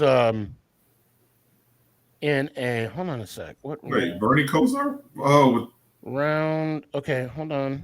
Who did he win with? Well, he won a Super Bowl with the what do you call it? The Cowboys. He didn't win one with the and Eli Manning. Eli Manning's one of them. Oh, duh. Yeah. So I'm confused about the Steve Young one and the Bernie. I was gonna say but Kosar wasn't a starter. He was a backup. Right, but I think they just put it overall. Oh yeah. Yeah. So now that makes more sense. Games played. I'm confused with the Steve Young and the Bernie Kosar. If someone can shed some light, and Matt Stafford. Okay, yeah, damn, shit. Oh, that's right. Damn.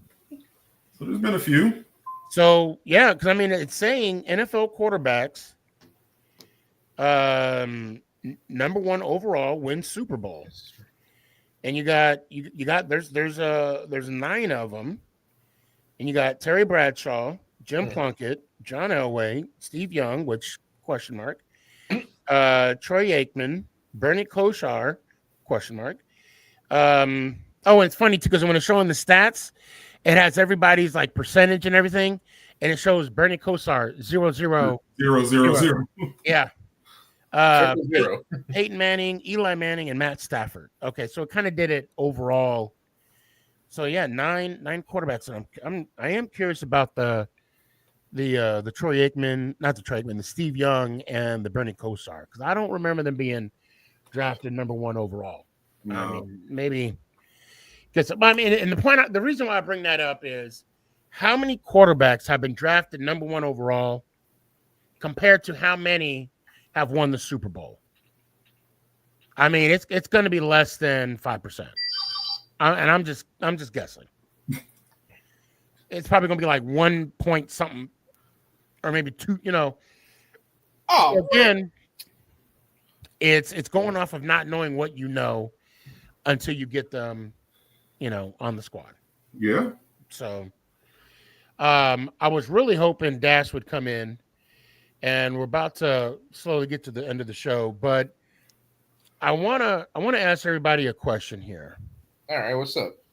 So Carl Banks made some comments about Dexter Lawrence. Yep. And I'm going to summarize. Basically, people aren't afraid of today's Dexter Lawrence. And I'm going to ask, and Jalen, I'm going to start with you, and then we'll kind of work our way around. Mark, I definitely want to hear your Mark D and G-Man Mark. I want to hear your 2 cents. Of course, Daryl, you as well. Casey, of course. Mm-hmm. One was Carl right for saying what he was saying about Dexter, and 2, should we allow our veterans, or I'll say our giant legends, speak up and call out our players of today? I would say yes on. I'd say yes on the Giants legends calling out our players of today. Truthfully, I don't know. It's like I think Carl Banks might have been reaching just a teensy bit on him saying that nobody fears him anymore, because Dex is still the most double-teamed defensive tackle in the NFL today. So I don't know about nobody fearing him. I'm like, let's calm down a little bit now. All right, that's a good point. Sully, what do you think? I'm gonna go ahead and say yes on both accounts. And the reason why I say yes to the comments about nobody's really fearing Dex, although he may still be the highest percentage double team player, even we have asked the question, where is the old Dex?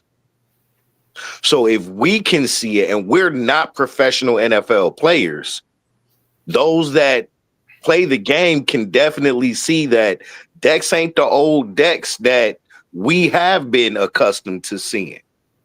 Right. So yeah, I feel there's some validity to that, and maybe it's a call to Dex. Maybe Dex listened to it, and whatever he's got going on, whether it be mentally, physically, you know what I'm saying, what have you, hopefully he breaks out of that and gets back to the Dexter Lawrence that we're accustomed to see on Sundays. Mm-hmm. Now, as far as the legends of old calling out current players, they absolutely have that right. Because if it wasn't for those legends, those players, especially those who have played at a high caliber and are revered legends, if it wasn't for them, this new generation wouldn't have a field to play on. Okay. So they absolutely have a right to call it out, because they have a love for the organization, and just like a fan, they want to see the organization succeed and be prosperous. And because they have more insight on the ins and outs of the game and what it takes to play the game, they have earned that right to be able to call out the players on the team. And Mark, G-Man, I'm gonna come to you last because you got Dex's jersey up there. Daryl, what say you? He isn't the old Dex. You know what I see now? What? I see a Dexter Lawrence that is out of shape. He gained a few extra pounds. No, I'm being for real. I'm being for real. Yeah. And he just and this is no excuse, but he just had that baby too. Right. So he got a little bit more relaxed in the off season. Are you saying lack of sleep? That's what babies do.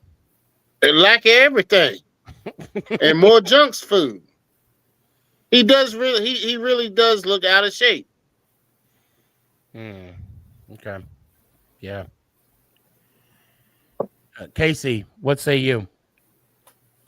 So I agree with the panel. So far, look, I get that Dex is still double teamed a lot, but Dex was double teamed before, and he still was tearing it up.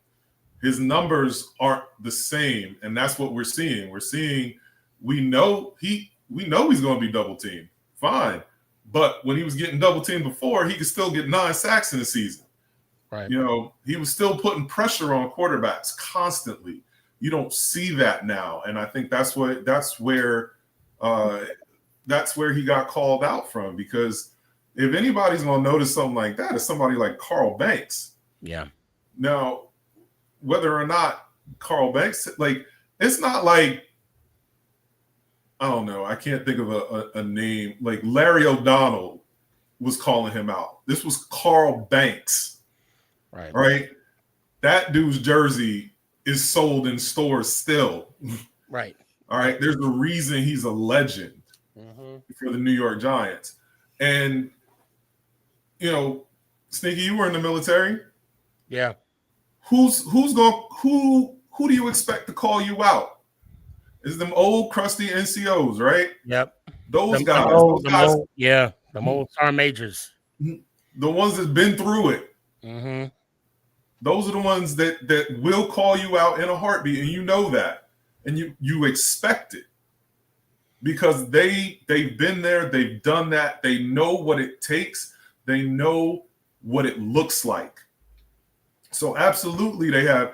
I'm surprised Michael Strahan doesn't do it more. He too busy, smiling for the camera. But I think but I mean, even Strahan, when he's on the Fox News thing, or not news, but Fox Sports thing, he'll take little jabs at the Giants and say, hey, they need to be doing better. Little jabs. He waved equals, and we don't get into that. Mark D, what say you? Mark D, you here? I know you're muted, but hold on. You need me to unmute you? Okay, I can't unmute you. All right, Mark. What you got? What you got, Stuart? Dang, both the Marks did not come to play today. They're on a TV timeout. I guess so. Okay. Yeah. All right. Well, all right. I'll say my piece then. He may not be feared, but he is respected. Hold on, Corbin. Have you been listening? No, I've been busy. Oh, okay. No. You worried? No, you're all good. What's up, Corbin? What's up, man? Just working on my mock draft. I get. Yeah. Like you just woke up. Yeah. So what I want to say about Carl Banks, talking about Dex, is that, again, I know he may not be feared, but he's still respected because, like we mentioned,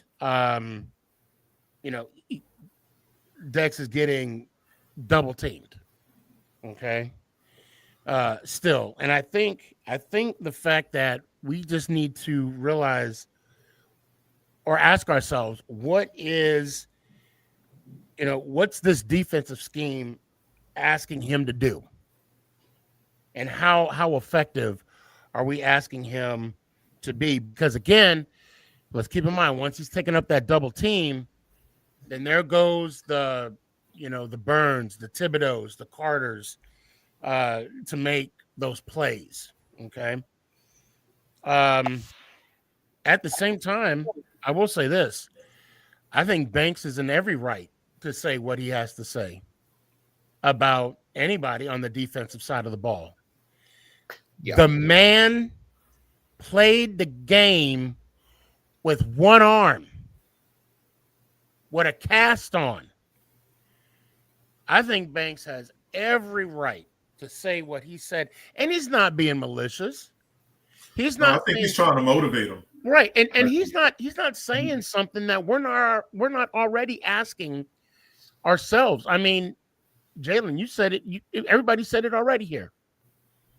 Now, I would rather the Carl Banks, the Leonard Marshalls, the Lawrence Taylors, hell, the Harry Carsons, the reason, I would rather those guys call out our current Giant players than us, because we wish we were in those shoes. I mean, to be fair, Carl Banks has his name in the stadium. He has jewelry that we wish we had. But I wore one. I wore the 1990 Super Bowl ring, right? I haven't washed my hands since. Don't ask questions. Just go by it. Oh my God. But seriously though, I think Banks is in every right saying what he's saying. Because again, I know it's coming from a good place. And I mean, hell, if I was the quarterback of the New York Football Giants and I'm messing up, I would want to hear Eli, what he has to say. I would want to hear what Phil Simms, Jeff, hell, even Kerry Collins. But right. Danny, go sit your ass somewhere. Go sit down somewhere. No. Yeah. Especially Mike Glennon. Mike Glennon, don't even. Let's not forget Dave Brown. Well, yeah. Well, Dave Brown still won more games than Mike Glennon. Mike Glennon better not even send me a Morse code message, you know. But anyway, that's kind of where I'm at with that. Now, Mark Stewart, are you there? Mark D, anybody? Okay. Go ahead, ask Corbin. Yeah, Corbin. Now we were talking about I'm sorry. You looking for me? No, Daryl, did I ask you? Yeah, you already said it, right? Okay. What we talking about? We still talking about Banks? Yeah. Okay, no, I'm good. I already answered. Yeah, I was gonna say I know I didn't skip over you. I do want to say this though. I do believe that he is trying to motivate Dex. Oh, of course. I do believe that was his intention, not. Oh yeah. It wasn't malicious. I don't think it was. I don't think in any way, shape, or form. Nope. You know, but if anybody has the right to say anything towards Dex, it'd be him. Yep. Straight up. Yep. Because, like you said, he's got his name stitched in the what? What is it? Ring of Honor in the stadium. Yes. Yep. Yes. And he got he's got his number retired. Absolutely. I believe so. I don't know if he got his number retired because it's kind of weird how they do it. Either you're in the Ring of Honor or you get your name. It's weird how they do it. I don't know. I'll have to check it out. But we should not be sitting here and like you said earlier, Sneaky. We should not be sitting here and just about in another month be talking about that darn draft. Yeah. Mm-hmm. We should not be doing that. And the only reason why I say fire everybody is the only reason why I say that, you guys. This is year 4.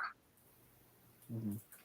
I understand that he finally got his quarterback. I really do. I really, really, really, really, really understand that. And I really want to give him another year. But this is year 4 of the same thing. The same exact thing. Jekyll and Hyde. Mm-hmm. Jekyll and Hyde. Yep.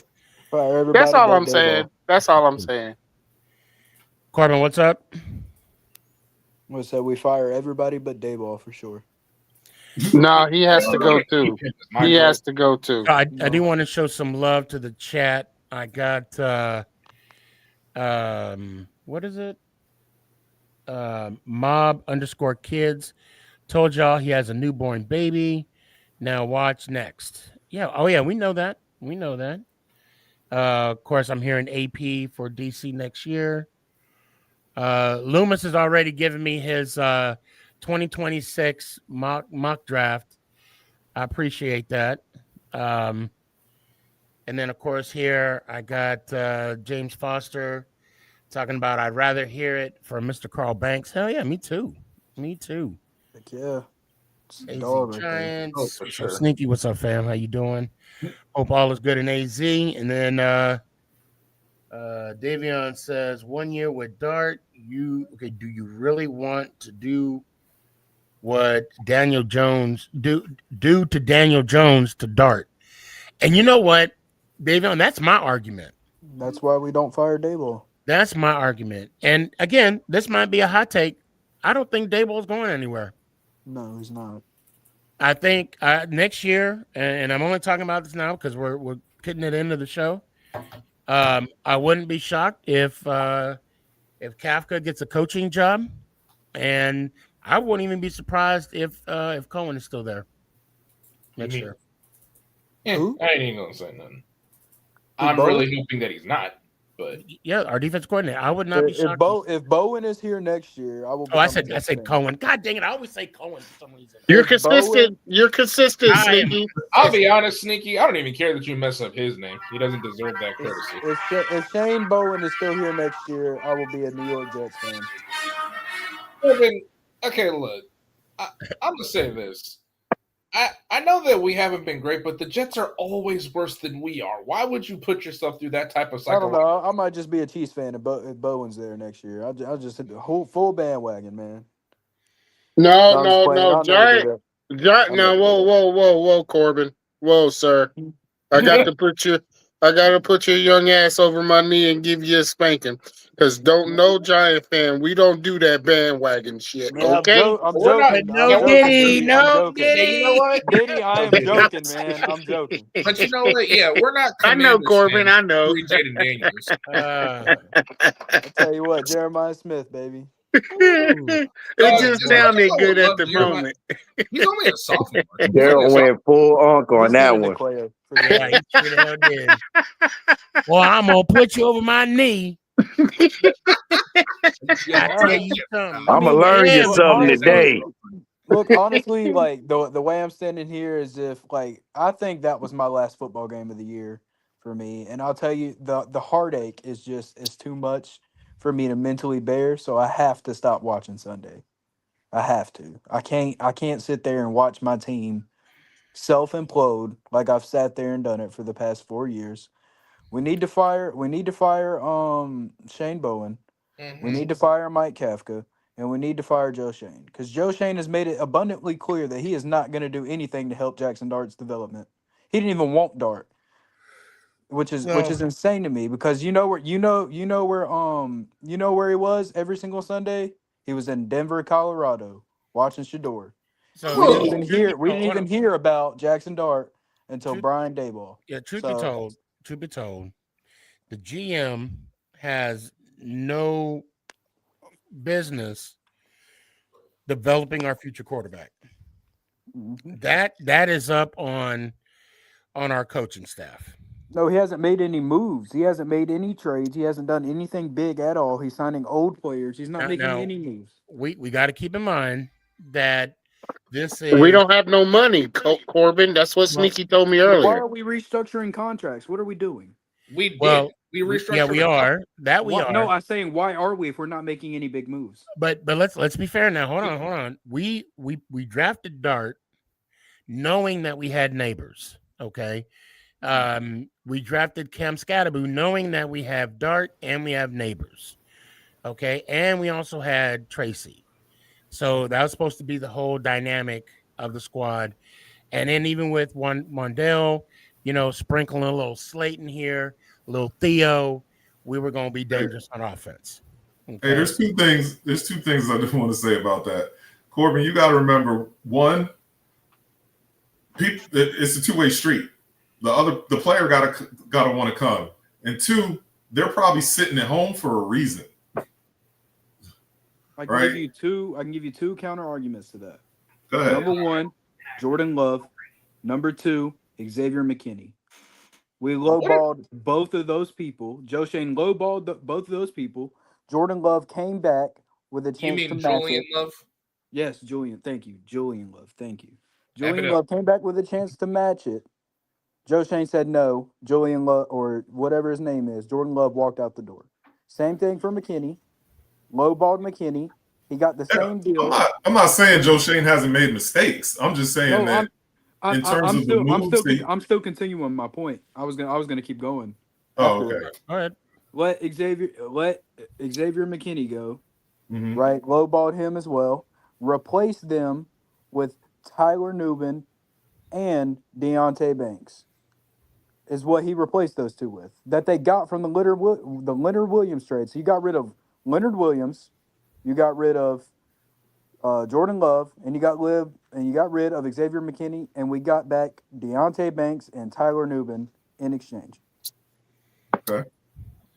Well, hold on. Those caliber players are not substantial for your defense. You have all this defensive talent, and you have a defensive coordinator who cannot scheme.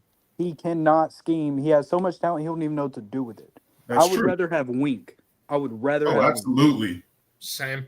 Absolutely. I think the entire panel can agree with that. Am I right, fellas? And Joe Shane, there was heavy trade talks. There was heavy trade talks.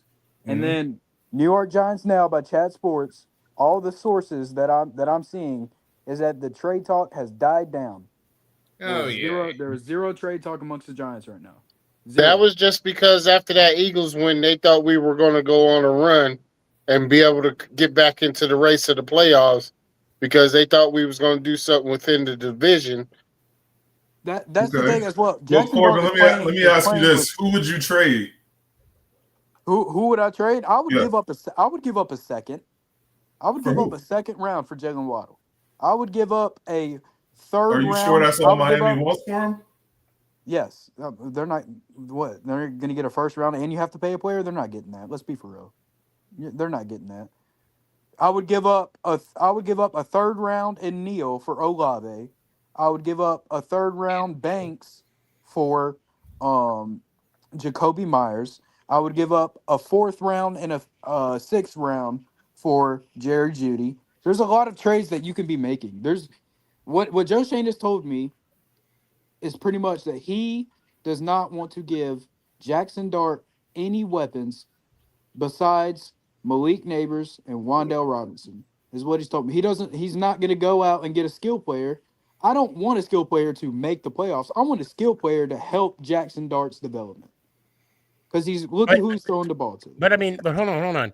But if you have a Malik Neighbors, a Wandale Robinson, say a Theo Johnson, a Theo. I'm not sure we can keep counting Theo Johnson in on this. Nah, I'd rather take Bellinger. I would much rather have Bellinger. I mean, even throwing Bellinger too, right? And then I want to know what happened to Donnie. Of course, Yeah, right. Why are we using him? we got Tracy, right? I think okay, this is the first year that we have Dart. So to say that Shane doesn't want to get weapons for Dart, I think it's premature. Like I said earlier, and I know you probably weren't on, you weren't listening earlier. I would say this draft, we got to get a lineman. We got to get an interior lineman. That's my 100%. We got to have protection rather than weapons. In my opinion, like I said, I'm just a guy with a podcast. But I think that'll be a good spot to end it now. But Corbin, I'm going to go ahead and let you have your final thoughts. You got 30 seconds. What you got? Final thoughts. That was my last game this season. This will probably be my last appearance on the show for a while. I got some stuff going on. We're going up to do a big training event, a possible deployment as well. That last Sunday killed it for me. It just hurt. It hurt pretty bad. Skattebo, the injury with Skattebo was rough as well. Yep. This always happens to us. We're cursed, man. But Yeah, that's all I got. Jeremiah Smith, let's go Giants. Ow. Hey man, be safe, and hit us up before you if you get deployed, hit us up before you. I have to send you a care package. Yeah, give us your, keep in contact, and you know where to find us every Tuesday, Thursday night, 8:00 Dallas, Texas time. And I tell you that because there's no excuse, no matter where in the world, you can always drop it and say hey. All right, brother, be good. Appreciate you. Be safe. Man, if I get stop lost, I'm gonna be so mad. No, you already did your 8. They can stop loss. They can keep me from retiring if they want to. Really? I thought after you do 8, they can't, because they can't exceed your contract. They can if the government deems my job necessary. Wait, are you enlisted or commissioned? I'm enlisted.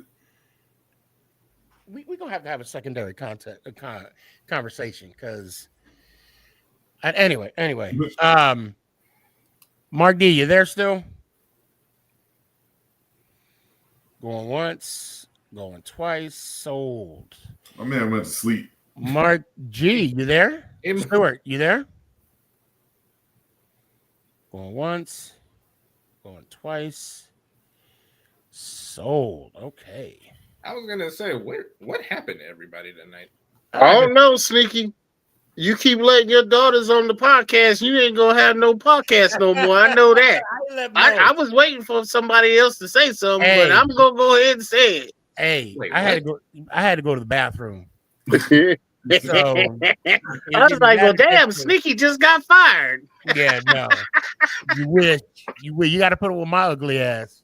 And if need be, I'll make them grow a beard, and then they can do the podcast a little more.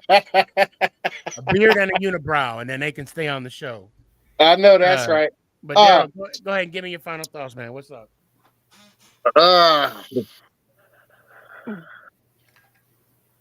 I just want to see how we're going to bounce back this week. Yeah. And we got the San Francisco 49ers. Yep, San Fran's coming to town. Yeah, some of us gonna be there in the parking lot. In the parking lot. You know. Oh, that's cold. Really? That is awesome. Well, I hope you guys have fun. And Sneaky, I hope you have a show this Thursday. Yeah, I think I will. I'll probably have a show. I will, yeah. All right, then. Well, let's go Giants. Ow! I appreciate you, Joe. Be good, man. Sully, what you got, man? Man, it sucks losing the past 2 games. Sucks losing Skattebo.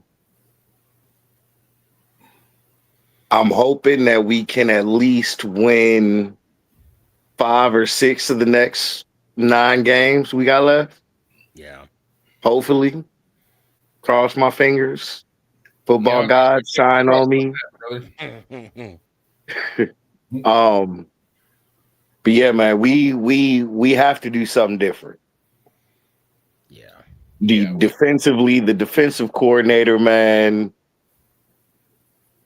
I don't know if the market, if the job, if the amount of talent is too big for him, too much for him. But for us to be losing games the way we're losing games and not making the adjustments in games, it's not acceptable, man. Right. But even when the ship is sinking, like the Titanic, I'm gonna be the captain of that mug and I'm gonna ride with it. Let's go Giants. Ow. Appreciate you. Jalen, what you got? All right. Well, honestly, I do agree with Daryl that I think we should fire everybody because there is no reason that it's like it feels like anytime a player leaves the Giants, they become an MVP candidate or they just ball out. Well, actually, I guess those two kind of correlate, don't they? But I also think that I also want to say that I'm just so sick of us losing all the time. It's like, and we just might need to do a full reset. But you know what? At the end of the day, Giants have been my team my whole life. I'm going to continue to rock with them. Win, lose, or draw. Let me hear one. That's all I got. All right. Love you, Sneaky. Let's go, Giants. Ow! Love you too, bro. Be good. Be good. All right, man. What you got? All right. I got a couple things. So one, this loss hurt, but I'm not completely down on the Giants over it. Momentum is a hell of a drug, and those calls hurt. Those calls and non-calls really, really hurt. Like they again, it's one of those situations where all the momentum was zapped in one play. Do I think they should have won the game? Absolutely. Do I think that the refs helped Philly win the game? Absolutely. But at the end of the day, you know, you got to lick your wounds and move on. Hopefully, you know, Skattebo and Neighbors are back next year. Things look different, but we got to worry about right now. We need to protect Jackson Dart, and his defense needs to be better. I do want to say that Joe Shane needs to make some better decisions. I don't know what's going on in the front office, but I think we could do better than what he's done so far in terms of making moves since the injuries are concerned. I don't know why Turbo Miller is still on the practice squad instead of on the 53-man roster. I don't know why little Jordan Humphreys is not on the 53-man roster. I feel like those things need to happen. If we're going to stay in-house. If we're not, sure, there's options. And you need to start thinking about those options. But you can't think of the option for just this year. These options have to be for the future as well. So that's what I got. Let me hear one time, man. Let's go Giants. Oh, have fun this weekend. Wish I could have been there. Great show tonight. I want to thank everybody for coming on. You know,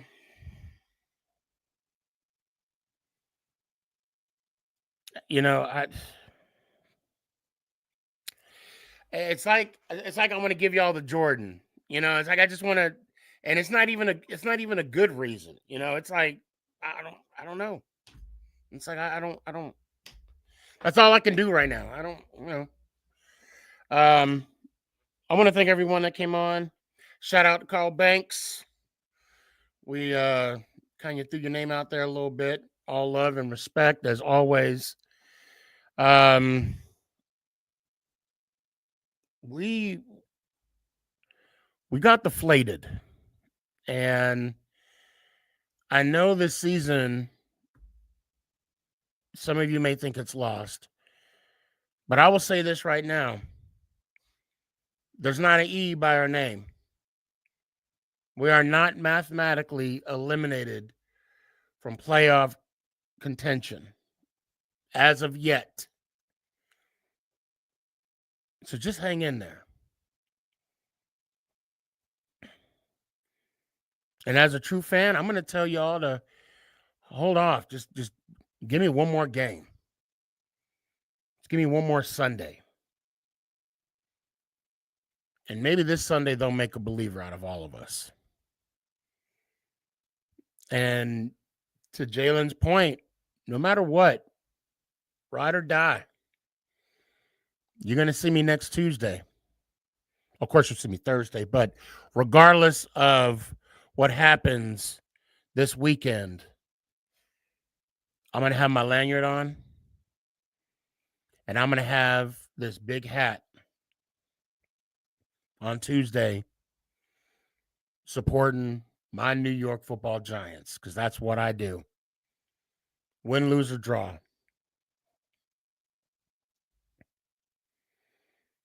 It pains me when I hear people saying, I just watched my last game this year. It truly does pain me when I hear people say that are diehard Giant fans like myself.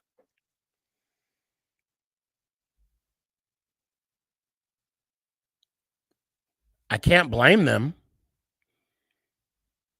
because why would I want to put myself through that every Sunday? But you know what I do? I do. And I know what I said made no sense. But just bear with me here.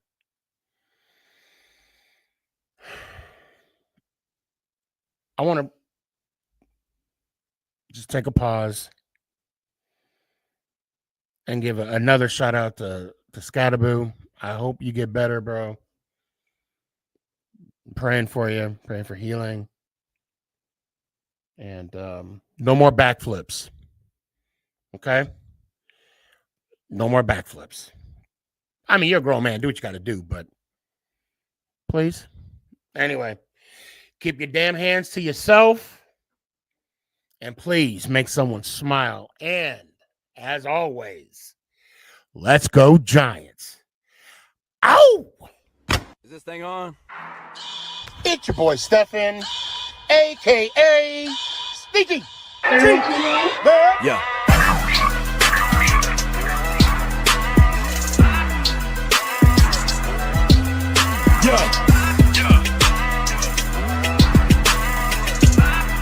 Lyrical assassin. Let's go Giants.